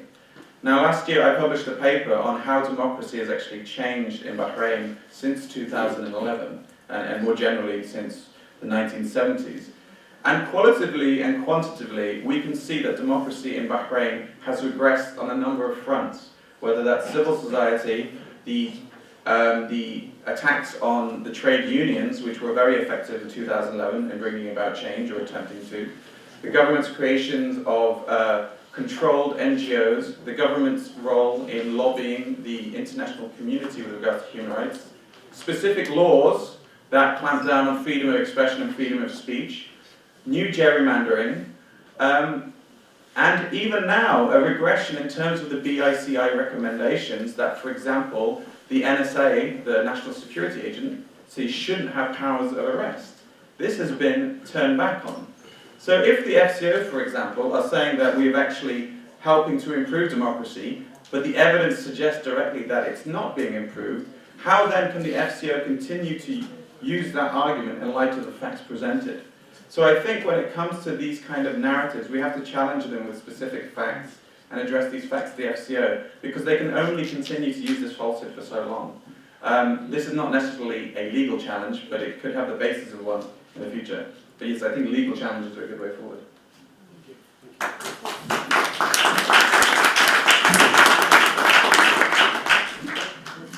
I think a recent investigation, I'm not sure who carried it out, maybe Bird, revealed that actually the British government has been covering up some facts in Bahrain. It's saying that it's never received information, so organisations, human rights organisations, BCHR and Bird and others constantly give the British government information and evidence on torture and other things.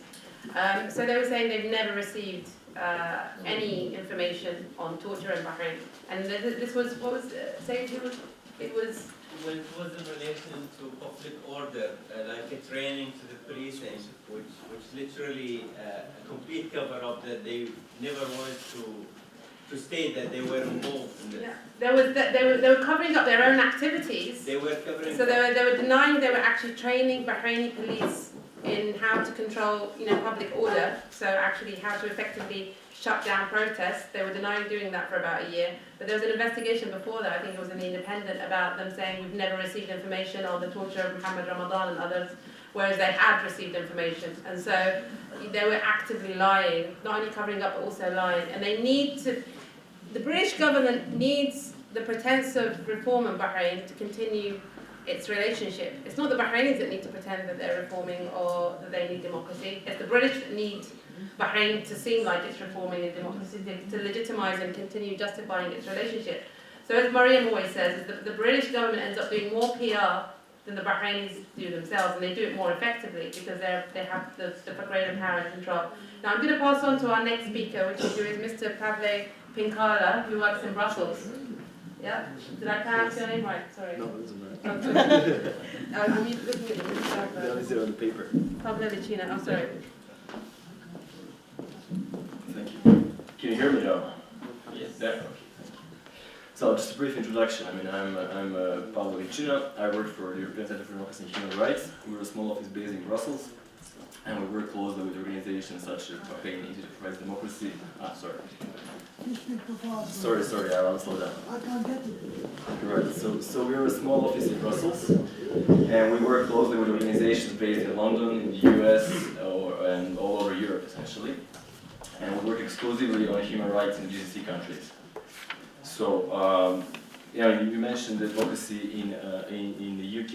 I mean, from the EU perspective, it's a bit different because EU is a complicated system, as you may know. So I think there is awareness among policymakers, about MEPs, about people who work there, about the state of human rights. But any action on the EU part has to be coordinated among member states. Is it me? Oh. Okay. So I mean, then there are differences in the approach and how people see that they should approach the issue. So I can tell you about some quick examples of what we have been doing to raise awareness. But I would just like to make a point about the contrast about the traditional forms of human rights advocacy and some new approaches. I think that resolutions, statements, and similar actions, they may not produce any immediate effect. They rarely can get somehow out of jail, for example. But at the same time, they're still important because they at least send a message to people on the ground that they're not forgotten. And they may build up,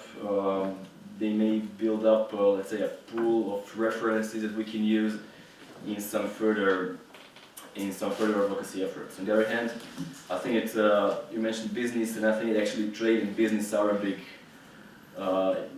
not enough exploited field that we should tap into. I think on the EU level there is a proposal now to impose restrictions on exports of spyware or different items which can be used to violate human rights. We're currently working on that.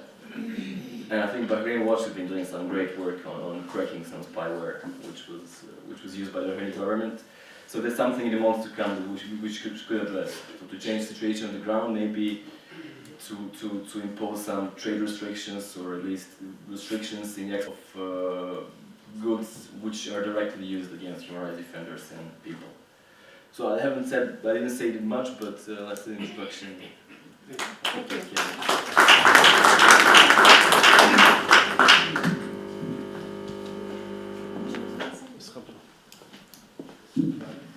Let's open the ground to questions from the audience. Oh, sorry. Yeah. Okay, we're going to watch a film now very quickly, and then you will have your chance to ask the panel questions.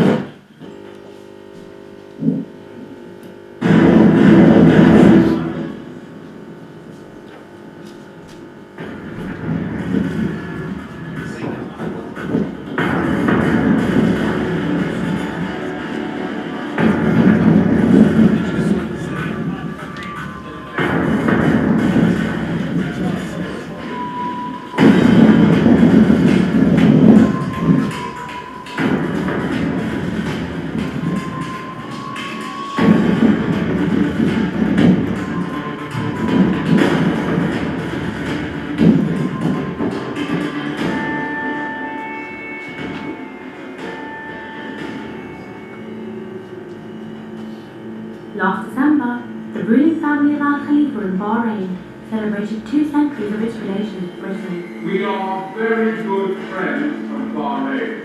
This relationship became official once the Al Khalifa family joined the Treaty of 1820, which Britain signed with the Gulf leaders after defeating them in the state of Ras Al Khaimah. The first treaty of friendship was signed in 1620, nearly 200 years ago, and remained a British base by a new one in 1971. On Britain's withdrawal from government, a unilateral decision, which my father said, why, no one must withdraw. In trying to repeat Britain's experiment in the early 20th century of allocating a reformist ruler, the current ruler, Hamad Al Khalifa, was promoted as a reformist ruler. He began his reign by referring citizens to retirement and with the announcement of what is known as the National Action Charter. This was quickly turned against, and after that, Bahrain entered the dark tunnel which has the protests of 14 February 2011 as its repercussions.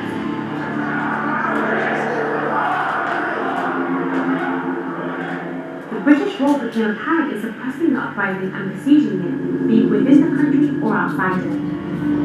Inside the country, the family of Al Khalifa used a new British officer to face the protests. This officer is indeed John Yates. Yates was the former deputy head of the London police who was toppled with the phone hacking scandal in Britain. Yates undertook the task of training Al Khalifa's mercenaries with the tactics needed to deal with crowds. This included the use of armoured vehicles and asphyxiating gases, which led to the martyrdom of several of the elderly and children. As for outside the country, Britain provided political support for the Al Khalifa government in international forums, and it played a role in punishing their crimes, especially in the Human Rights Council in the United Nations. The past decade has demonstrated repeatedly and with punishing clarity exactly how disastrous the outcomes can be when a government attempts to smash the voices of its people instead of serving them. The crimes committed during all those years of trying to suppress the revolution was confirmed and documented by several local and international human rights organizations. Many international institutions issued statements condemning those acts. Of these is the European Union and the Human Rights Council, in which its member states gave 176 recommendations to Bahrain. However, the British government refused to include Bahrain as a country that raises concern regarding its human rights violations. In fact, they claimed that Bahrain was heading in the right direction, regardless of all the abuses that happened in the country. This includes the killing, imprisoning, and torturing of activists, leaders of the revolution, and defenders of human rights. But it is a country which is travelling in the right direction. It is making significant reforms. Britain launched a program for Bahrain giving it technical assistance, which trained prison guards and employees of some institutions like the Ombudsman Office and the Investigations Unit, as well as those working in the judiciary. What is interesting about the security cooperation made with Bahrain is the British foreign investment in the training of senior security officers from Bahrain. Most notably, the head of the General Security Service, Tariq Al-Hassan, on techniques needed to suppress the protesters. The financial support for this came from the Conflict, Stability and Security Fund, and this scandal was revealed by the organisation who thrived, with cooperation from the Bahrain Institute for Rights and Democracy. طبعا تستر الحكومة البريطانية لملف تدريب الشرطة البحرينية وفي أهم وأخطر الملفات. أنا أتكلم عن تصديهم للمتظاهرين وكل الأمور اللي ممكن يستخدمونها من أجل القمع والقضاء على الانحراف في الشارع. هي كلها يعني أثبتت الوثائق بأني هندسة بريطانية. The millions of pounds which Britain spent under the pretext of improving the human rights situation in Bahrain resulted in it just getting worse. This revealed the reality of the programme, which aims to train the authorities' mercenaries on how to polish up their crimes. The MPs of the Conservative Party, as well as the previous Prime Minister, David Cameron, transformed into political mercenaries for Al Khalifa. They presented them with advice which unveiled the support that the British Parliament gives to Bahrain, which isn't satisfied with supporting executions only, but rather implementing them. Britain's position is usually frivolous. It doesn't even show its disapproval to the crimes committed in Bahrain. This was also the case with the recent execution of the 3 Bahrainis by Al Khalifa's authorities, who were Sami Moushayna, Abbas al-Salih, and Ali al-Sugais. The royal family in Britain opened its palace doors to the Al Khalifa ruler and his family members throughout all these years of the revolution. The most notable of which was when Hamad Al Khalifa came to London in 2012 and gave a speech in which he expressed his regret at the withdrawal of the British military from the country and its independence. And of course we know that the regime of Bahrain has always valued these British support. We knew that at the beginning in 1968, 69, 70, 71, the Al Khalifa did not want the British to withdraw, like Sheikh Zayed also. He didn't want the British to withdraw from the Gulf. And a few years ago, 3 years ago, the dictator of Bahrain in UK, a UK visit, said that who told you to leave? We didn't want you to leave, so we wanted them to remain. Since then, the visits by the Bahraini royal family to Britain continued, the last of which was Prince Charles' visit to Bahrain last year, where he was showered with expensive gifts. As for the current Prime Minister, Theresa May, she confirmed to the Gulf rulers in her last visit that Gulf security is British security. The UK has been proudly at the forefront of a relationship between the Gulf and the West that has been the bedrock of our shared prosperity and security. These mutual visits provoked widespread criticism in several media outlets in Britain, including the opposing party, which considered her a disgrace to Britain. However, the price they are paying for the shame they are putting on themselves is just further crimes. This can be seen in the arms contract with Bahrain, as well as the opening of the first British military base in Bahrain. And this is all supposed to be after Britain's withdrawal from Bahrain just over 4 decades earlier. Well, regarding the UK's relationship with Bahrain, I think the military relationship is a central plank of that. We've seen that with the opening of the UK naval base in Bahrain. And it's no coincidence that when that was announced, there were protests in Bahrain outside the UK embassy, because the message it was sending was one of support. We know that UK ministers, government ministers, have tried to push fighter jet deals onto Bahrain, have also tried to maximise arms exports, and that Bahrain has been one of the UK's priority markets for arms exports over the last few years. There is no doubt that Britain's politics in regards to Bahrain is that they know their interests are achieved whilst Al Khalifa are ruling over the country. However, the insurance of these interests comes at a price to pay for democratic values and human rights that Britain seems to simply throw behind its back in Bahrain.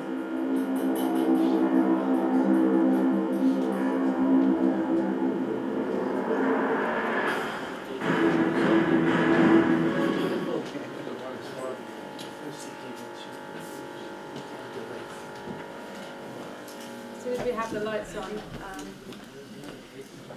I'm going to allow the panel to respond to the film with a couple of minutes each, and to talk about anything that they want to mention today, and to maybe speak to the audience about how you think they can help. I'll start with Tara. Thanks. I'm itching to get there. I'll try to speak with some cadence so that I'm not misunderstood. A few years ago, myself and Professor Damien McCormick, who's involved with, he taught Bassandeif and is very good friends with Dr. Ali Alekri. We went to the IDA, which is the Irish Development Authority, and their main mandate is, they're the Industrial Development Authority, and their main mandate is foreign direct investment. And we told them that we knew that Air Rienta, which is an Irish company that does duty-free in airports, that they hold the license for the duty-free in Bahrain, and that the Irish ESB, which is the Electricity Supply Board, also has strong contracts in Bahrain to do the electrical lines for the island. And there are many builders and developers who are Irish who also work with building the many hotels and new buildings and probably even the new prisons in Bahrain. Just on the back of what Mariam has said about corporate social responsibility, we would really encourage you all and ourselves to continue to raise awareness with chambers of commerce or national organisations who do outreach into other countries where there are bilateral agreements on trade or whatever, to educate them, not necessarily naming and shaming, because that can sometimes have a negative impact on negotiations, but to try to educate companies and the chambers of commerce about having some level of responsibility with regards to doing business with countries who have a very poor human rights record, and collectively to put pressure on companies that we know that are doing business inside Bahrain, either to stop doing business or to change their methods. That's it on that note. I would second, of course, what Tara said. Generally, I think we're entering a position right now, or a time period, where I believe things will get worse. But that doesn't mean that we give up, but rather this is the time for us to stand up and fight back. I think now more than ever it's become necessary for us to take a stand and to work harder than we have been working. And I know a lot of us have been working very hard in the past 6 years, but now is the time for us to be working even harder than we have been, because things are regressing so much no matter where we look.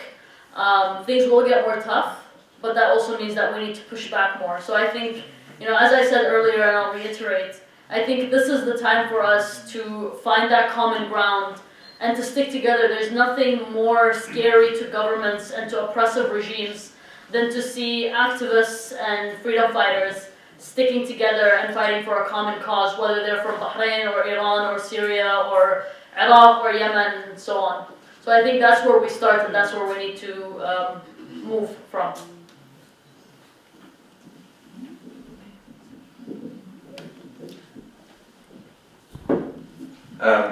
Just a quick note on what's been said so far with regards to, beyond corporate social responsibility, pressuring firms and whether or not they do business in Bahrain, I think is important. But that's based on the assumption that those firms generally want to operate in stable environments and do so in a way that doesn't harm their reputation. Obviously, what we need to actually consider is arms companies don't necessarily follow the same logic. So arms exports for Britain are very important, and they actually benefit from instability. Because obviously you're going to sell more arms to countries that feel threatened or feel that they need to be on the defensive. Now what's sad about this is certainly in 2015, Britain's biggest arms companies were amongst those ranked the most authoritarian. So actually authoritarian regimes are better customers. So what we need to do is obviously explore this pressure on commercial industries, but focus that attention on how do we pressure or at least change legislation, make it stricter and more transparent for those wishing to export arms, because it's a big industry for the UK, especially as the UK is coming out of a recession or staying in a recession, depending on how you want to see it. So I think that's something that you considered in light of this notion of corporate responsibility. Thanks. Can I say something? Just let the last two people comment on the film, and then we'll open the floor. Well, not directly on the film, but I mean, what Mark said. Yeah, I think absolutely we should aim for simultaneous grassroots or bottom-up initiatives toward the approach to companies, but also work on a top-down imposition of rules. Now, I know that again, this I feel a bit isolated here because I can talk only about the EU, and then the context is quite different from focusing the UK itself.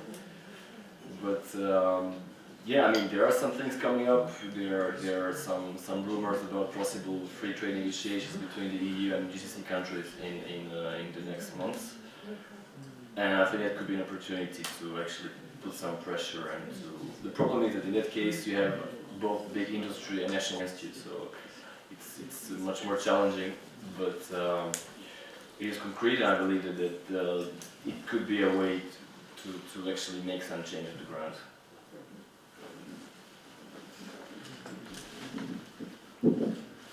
Yeah, just a quick reaction to the video, which I found very illustrative and very helpful. At the beginning of that video, you see them all in a nice big room, and it looked like Westminster. And it looked like, and I've just double checked, and it probably was, the Tory MP Bob Stewart, who was saying that Britain and Bahrain had a long relationship and friendship. And Bob Stewart caused some headlines a couple of weeks back because he was a soldier in the conflict in the Northern Ireland for the British. He was in the Crown Forces. And a couple of weeks back, when discussing Donald Trump and torture, Bob Stewart said, well, I was kind of a torturer in the north of Ireland, which a party colleague said, I don't know what a kind of torture is, as though it kind of hurts. So that's the sort of people who are finding common cause with the regime in Bahrain. They're self-confessed torturers. So I thought that was very illustrative and worth just noting. But I'd encourage you to share that video with, sort of as an introduction to people, because I thought it was very good and very well put together. Yeah, we'll open the floor now if anyone has any questions to the panel. We're going to start with Dosman Tomso. Dosman Tomso. Hello, good afternoon. Okay, thank you. Is this mic working? Yes, we can hear you. Yeah. Okay. My background is I come from English-occupied Ireland, Northern Ireland, and spent many years, in fact 56 years now, in South Africa as my base. So I've also lived and worked in many different countries and seen many different forms of aggression and discrimination. I will agree with whoever made the point. In order to find a solution in Bahrain, the solution lies right here in the Houses of Parliament. That's where it lies. And we're dealing with people who are dishonest to their own people. They always boast about Britain being a democracy. That actually is an empty label. There's no democracy in this country. And I don't know when there was, but certainly after 800 years of exposure to British democracy in Ireland, I still can't find it. So we have to look at that, and the system has to change. And unless the system is changed, it's still going on. It's a question of ethics, regardless of any organization or philosophy that is put in. Ethics have to come first. Now, as an example, this country has been at war since 1914. Every single year, the British government is involved in a war. And as we speak here today, it's still involved in a war. One of its biggest business is the arms trade.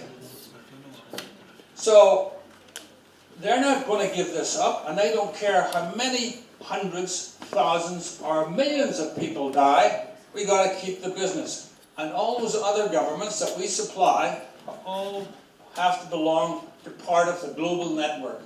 Any independent leader who comes up, regardless of where they come from, and establishes a government for the people, they have to be got rid of. So, that's it for today. Thank you. Thank you for that. We're going to see.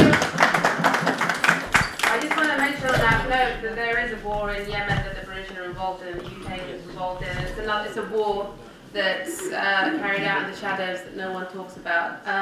It wasn't the subject of our topic today, but we also stand in solidarity with all the victims of war in Yemen, which is actually basically the next door neighbour. It's another country in the Gulf that we often forget about. I'm going to pick it. Can Sam Walton make a quick comment, please?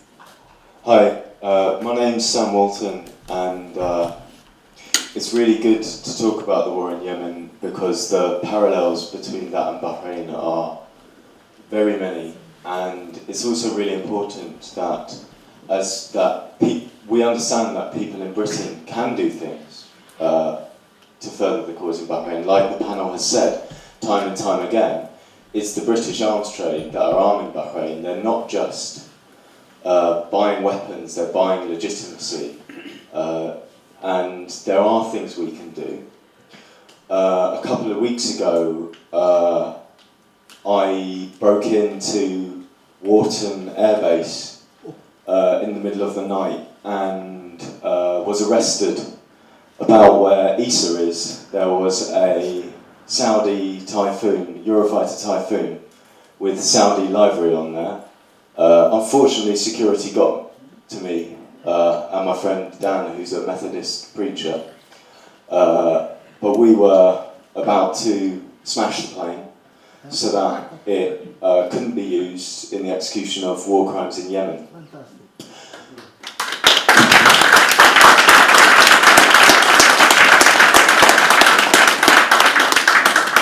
And I've been doing anti-arms activism for all my life, and every single time I talk about the arms trade, someone pipes up, what about the jobs?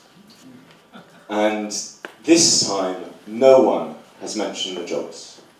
Because what Saudi Arabia and Bahrain are doing in Yemen is so wrong, and so obviously wrong, that if you say, what about the jobs?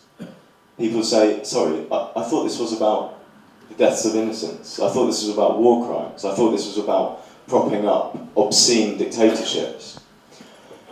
So there are things we can do. They don't all have to be that extreme, but I think as people in Britain, we can go on demonstrations and we can support things like Campaign Against the Arms Trade, have a judicial review of the arms trades to Saudi Arabia, which are exactly the same as the arms sales to Bahrain this week. And every time we support the work like that, we can stop arms going to Saudi Arabia, and we can stop arms to Bahrain. And if we fail, we can make them spend political capital.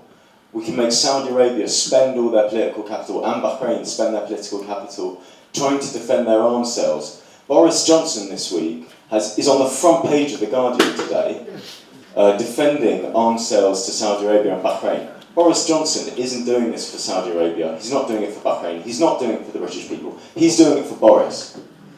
And Boris looks like an absolute spanner today on the front page of The Guardian because he's defending those arms sales. So every time we go for these arms sales, we attack the Al Khalifa dictatorship and we attack the regime in Saudi Arabia. So I'd encourage people to support the work of Campaign Against the Arms Trade and to take action against arms sales to all the Gulf states. Thanks.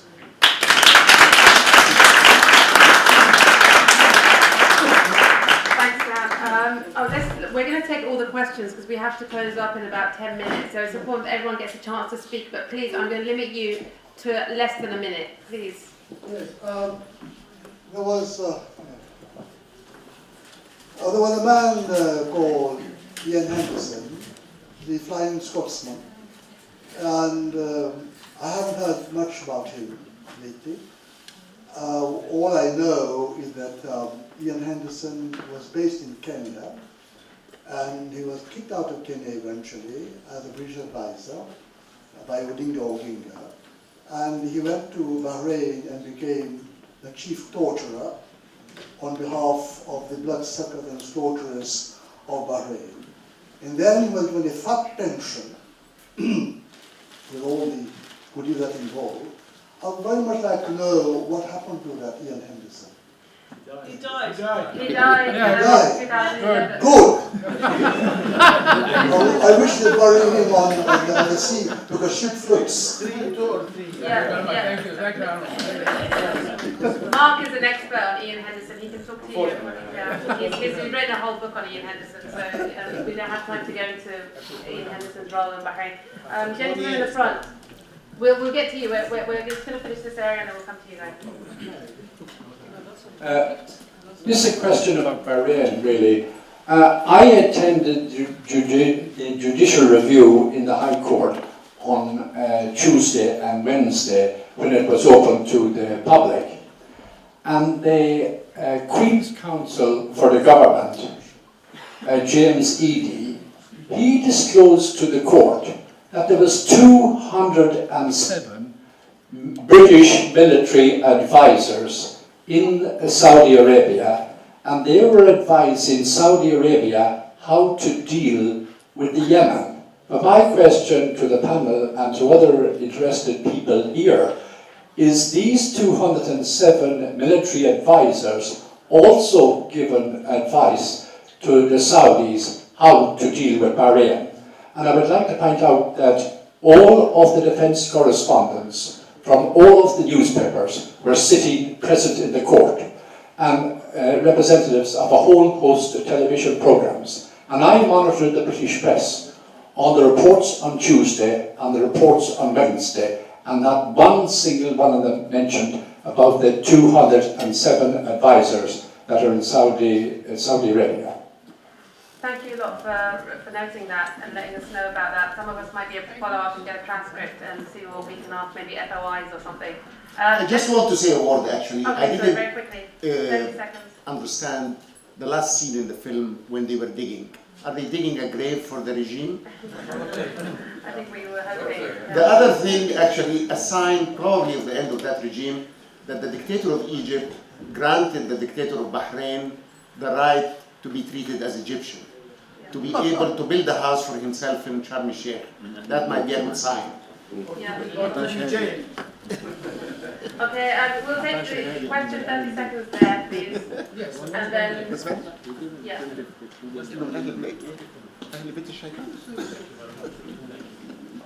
Don't get us wrong, we are not against international cooperation. So if there are Irish companies improving the electricity in Bahrain or the national grid of Bahrain, we are not against that.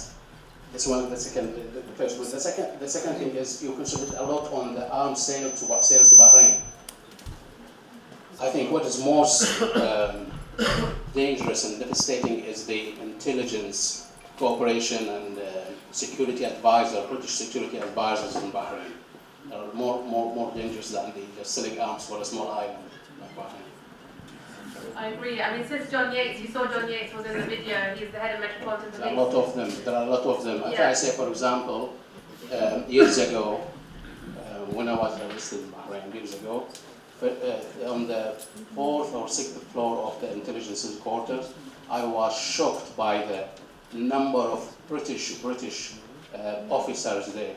I was really, there are at least 60% of the staff there. Yeah, they make the intelligence much more sophisticated, as we've seen, and much more dangerous. You've been standing there quite keen to ask a question. Yeah. Talking about... Sorry, okay, after this gentleman, very quickly. Talking about Saudi Arabia and these activities in the Yemen, actually the activities there have been supported by the West. They have been given tangible support and encouragement and cover as well. However, Saudi Arabia is far more important to the West than Bahrain. However, they have been put under great pressure and they have effectively lost the support and the ethical and moral battle in the British and Western parliaments and in the media as well. So the Saudis are losing on that front. I wonder why nothing likewise happens regarding Bahrain. that there was a coverage of and pressure on Bahrain when they breached the human rights, say 20, 30 years ago, and that was far less than what we are seeing now. So what has happened?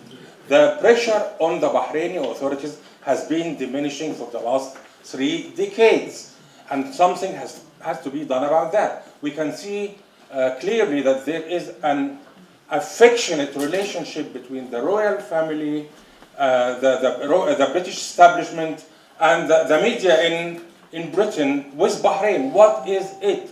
We really want to know it, and there is a deadlock there which has to be broken. Why the coverage of the Bahraini torture of its citizens and the misery hundreds of thousands in Bahrain are suffering? Why isn't it covered now like before? This affectionate relationship should be exposed, I guess. Thank you very much. Good point. I'll give it to the gentleman back. Thank you. Just two brief details in response to excellent contribution from, I think it was Sam down here. The first is regarding Yemen. Kim Sharif, who many people here will know, the director of the Human Rights for Yemen organisation branch about a week ago, and there's a very interesting video of that posted on the Green Left website, which might be worth looking at if anyone wants to hear it. Secondly, whenever that point comes up about what about the jobs, it's worthwhile saying, yeah, well, what about the jobs? The arms trade is the pampered child of the British state, which from the 1980s onward destroyed a whole set of industries in order to destroy the trade unions, or to attempt to destroy the trade unions, but for various reasons which I don't have enough time to go into, the arms trade is largely exempt from that. So the problem of the British jobs is a problem of the priorities of the British state. The British state, which, please remember, constructed both the Saudi regime and, by underwriting the Al Khalifas, in many important respects, constructed the Bahraini dictatorship and preserves it to this day in an unbroken river of blood. Thank you very much. One last question, if anyone has, if anyone particularly keen to. I think you already spoke. Is that okay? Does anyone else? All right. Yeah. Okay. If you insist, just one very small point, you can.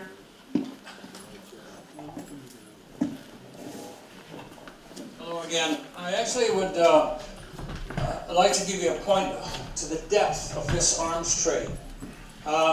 An English friend of mine actually worked in Saudi Arabia for, then it was the British Aerospace. They had a contract of £20 million to build military installations in Saudi Arabia. Along came the first war against Iraq, and the contract that the Saudi Arabian government and the British government had with British Aerospace was cancelled and was taken over by the Americans. That was part of the deal for the Americans to come in to attack Iraq. So 20 billion pounds back in 1990 or 91 was an awful lot of money. So this is a huge financial empire of many dimensions that is unfortunately on this planet. And Bahrain is just one of the sacrificed countries that is exposed to this. Thank you very Thank much. you. I'll give the panel 1 minute each to reply before we close the session. Sorry, you've already spoken. Let's start with Safara. Okay, let's start the other way.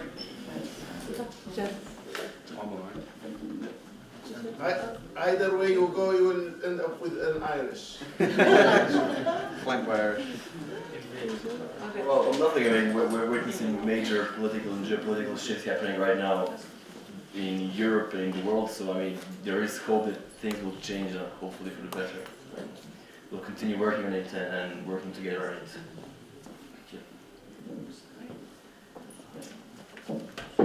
I think I'll try and tie up disparate points together that revolved around the same thing. Britain came up a lot, the arms trade came up, as did democracy.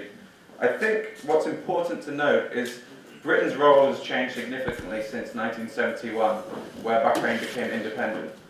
You have to remember that empire was always an expensive endeavour, and Britain's stinginess with regards to places like Bahrain are one of the reasons you had people like Charles Belgrave performing about 5 different jobs, being led to him being called the dictator in Bahrain.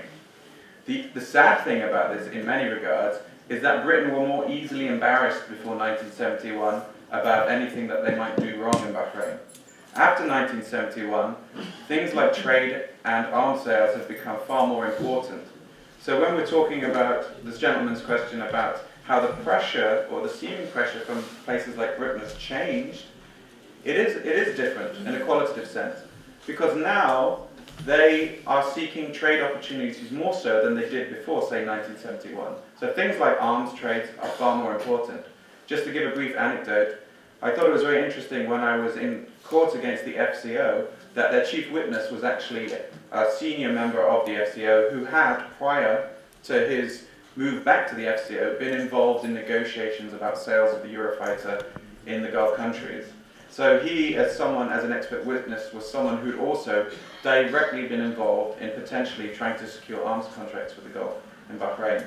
So I think so long as Britain actually are pursuing trade interests with particular regards to arms, things like democracy will always be on the back burner. And obviously, I think it was, I don't know who said it last year, but this was quite clear when they said trade trumps human rights in the Gulf. Sorry to be pessimistic about that. I think I'll second Mark on what he said. One of the things that I would say has changed since 2011 until now is in 2011 when we spoke about the relationship between the UK and Bahrain. We said that the UK turns a blind eye and a deaf ear to the situation. I would very confidently say today that the UK government enables the Bahraini regime to survive. And it is one of the main reasons that the Bahraini regime has been able to survive the past 6 years. The other main difference between 2011 and now, and I think these are very important points for us to keep in mind when we go into the discussions later, is that in 2011 what we saw was a knee-jerk reaction from the Bahraini regime to the popular protests. And this is why it received so much attention internationally. What the Bahraini regime has done really well, and I would not be surprised if it was by the advice of the British, is that they've institutionalized that crackdown. And now the main tool of repression and the main tool of going after those who are still protesting for their rights has become the judiciary. And so one of the things that we need to also focus on is when it's not so clear, because when people are being shot on the streets, it's easier for us to make a case internationally. Unfortunately, that's how things work. How do we fight against an institutionalized oppression, an oppression that is being used through the institutions? And I wouldn't even be surprised if we find out that in what happened yesterday when Lala Ghassan and 2 others were killed by the Bahraini regime, or was 2 days ago now, that there was British intelligence involved in that operation. I'm not saying there was, we don't have any evidence, but I would not be surprised if there was.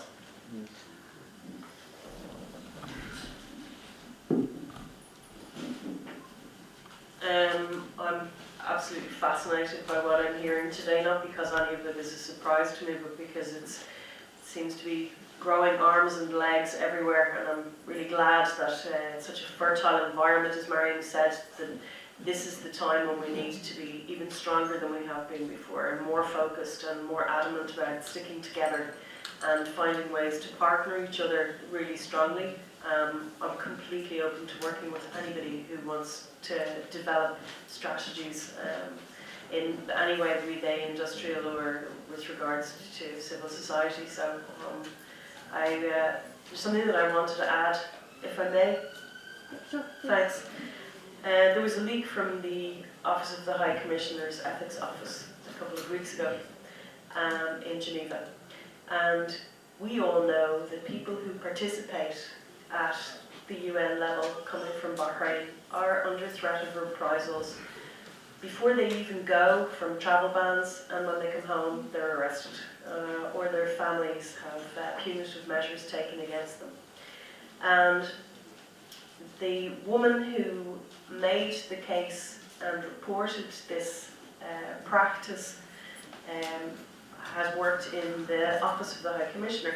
Now, the practice was that the governments, who are repressive governments, could ask the United Nations Ethics Office for the names of people who were looking for accreditation to participate in the Human Rights Council session. By giving that information to those governments, the United Nations directly endangered the lives of human rights defenders.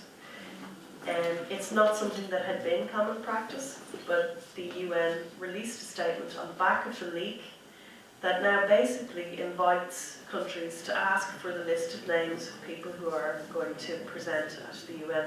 So I just want to read something to you very quickly that was suggested to me, because it's very important to all of us that our human rights defenders are protected.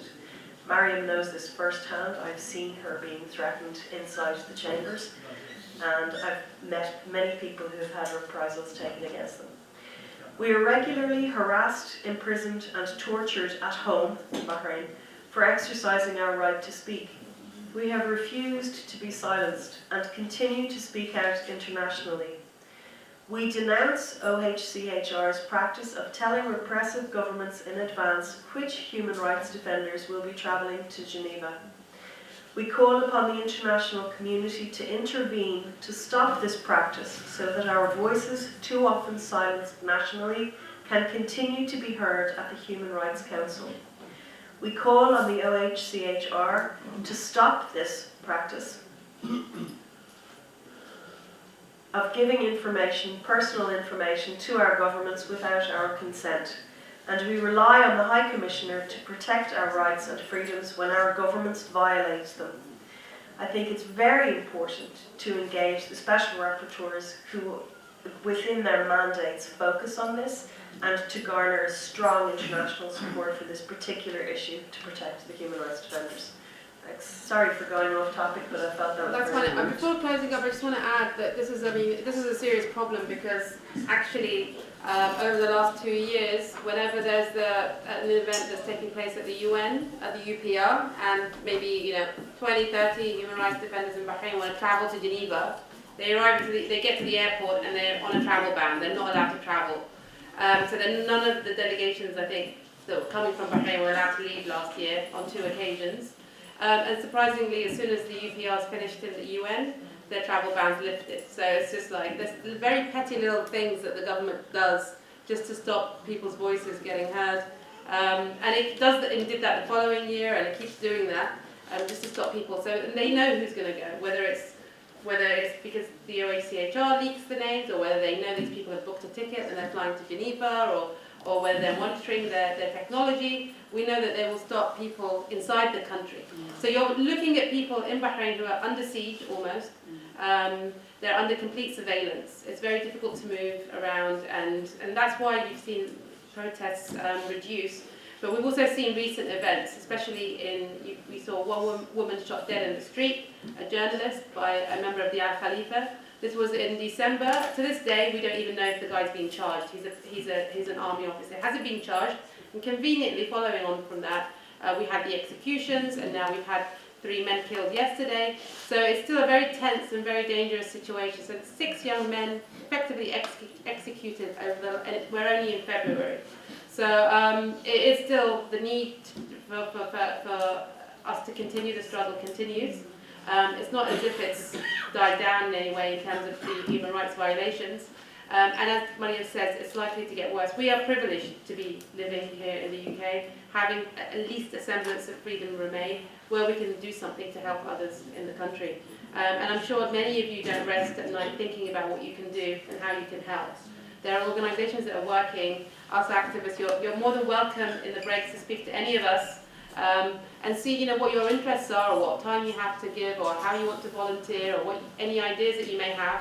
Please suggest them, things that you think groups, human rights activists can do better, things, maybe even volunteering to organise a similar event like this next year. There's plenty of need that organisations have for support, actual physical support, where you can help on little things like organising, helping to organise, being part of a steering committee, helping to volunteer to organise events, helping to volunteer to organise events in the Houses of Parliament, volunteering with organisations like BIRD, asking Mariam for an internship in one of her many organisations. You know, if you want to seriously come and take your work and sort of to take your efforts to another level.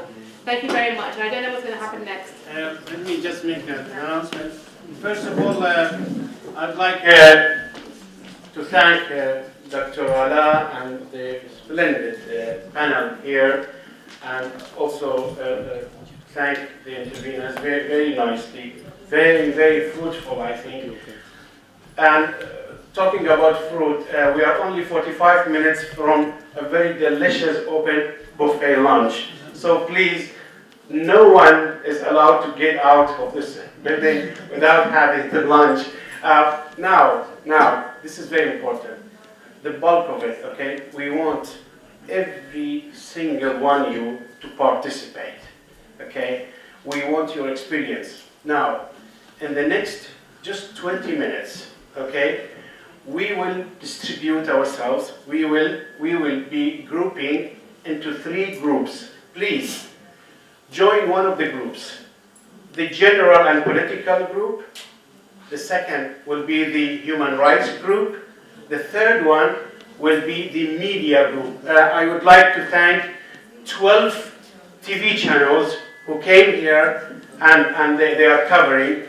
Plus, of course, we have so many other TV channels have been taking the live coverage, and I've known that more than 1,000 are on the site of the live. It means that people do care in UK. So I will stop here, but I would like you, the media people, to stay here. Give us your idea.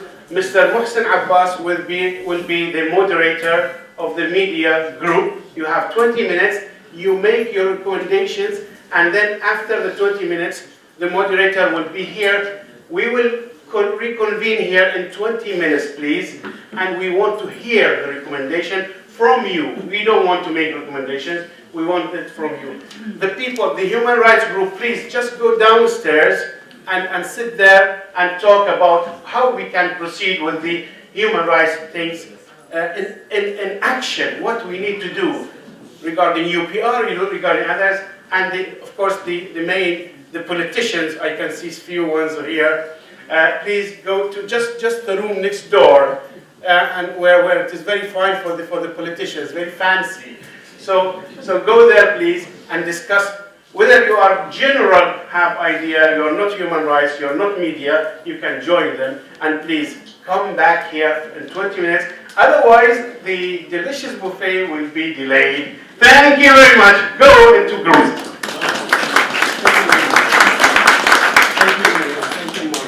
Thank you, Pablo. Thank you. Thank you, Adam.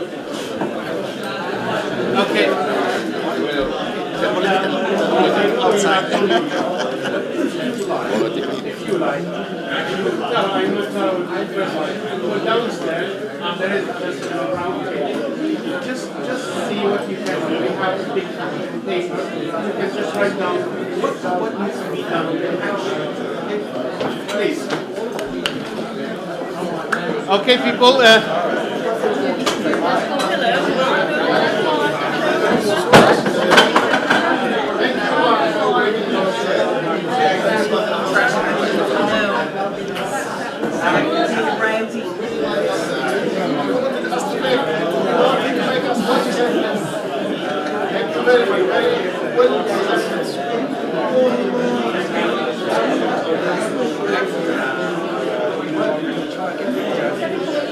Right.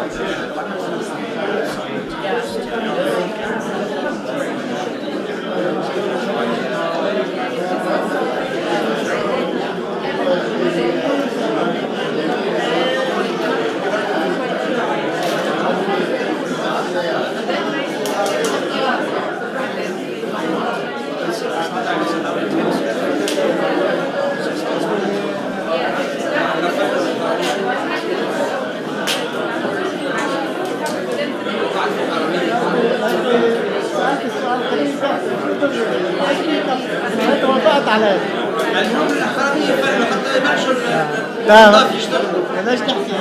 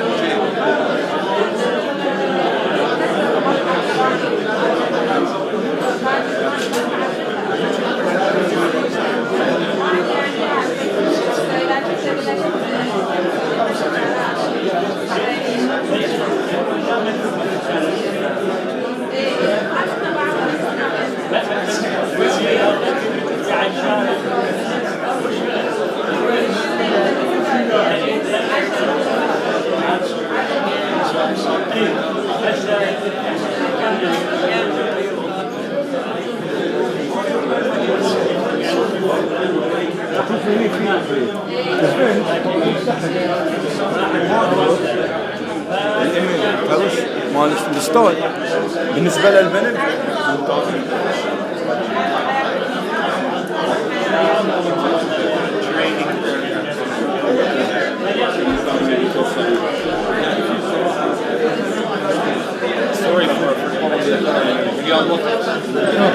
ما كملت سؤال. قلت لي احسن هلا الوضع؟ لا بدي انا ما بشوفك لانه بالمناسبات بشوفك. لا انا بدي الوضع يتحسن، انا بيهمني الجاليه اللبنانيه تكون نحن هلا عندنا شغل خاص، نحن عندنا شغل خاص بالجاليه اللبنانيه ككل. نحن بيهمنا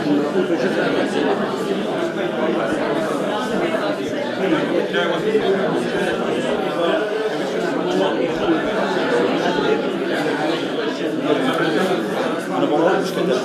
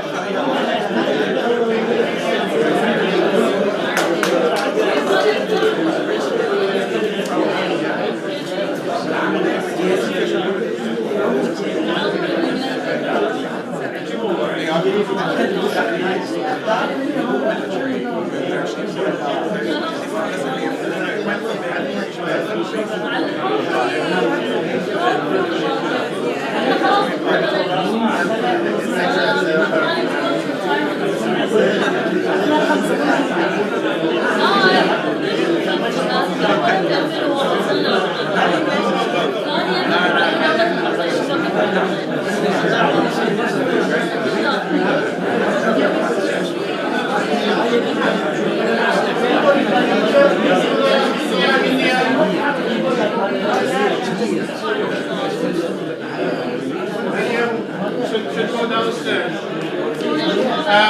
Hello, you should be downstairs. Go and continue there. You can join the politicians. No problem. Give us some idea. سريع. Just the states. We are just talking about what is happening now and what will happen. إذا الحين الورشة شنو؟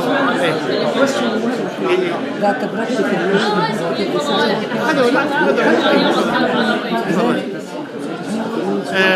please, the media people join WhatsApp. Anybody from media, please pop over to this corner. Thank you. Whoever's joining the media workshop. At the level of position and the government.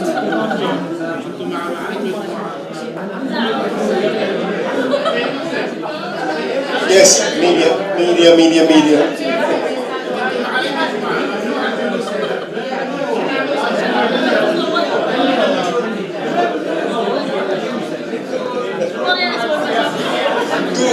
بس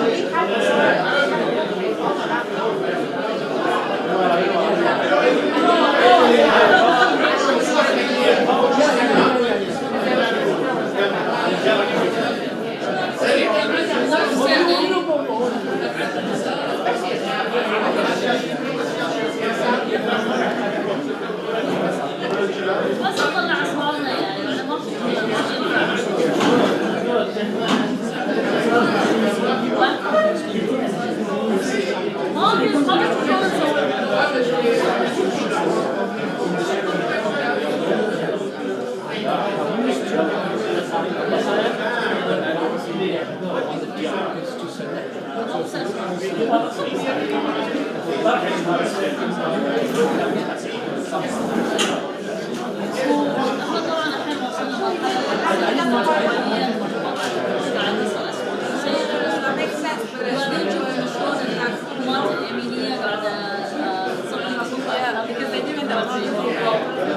Anyway.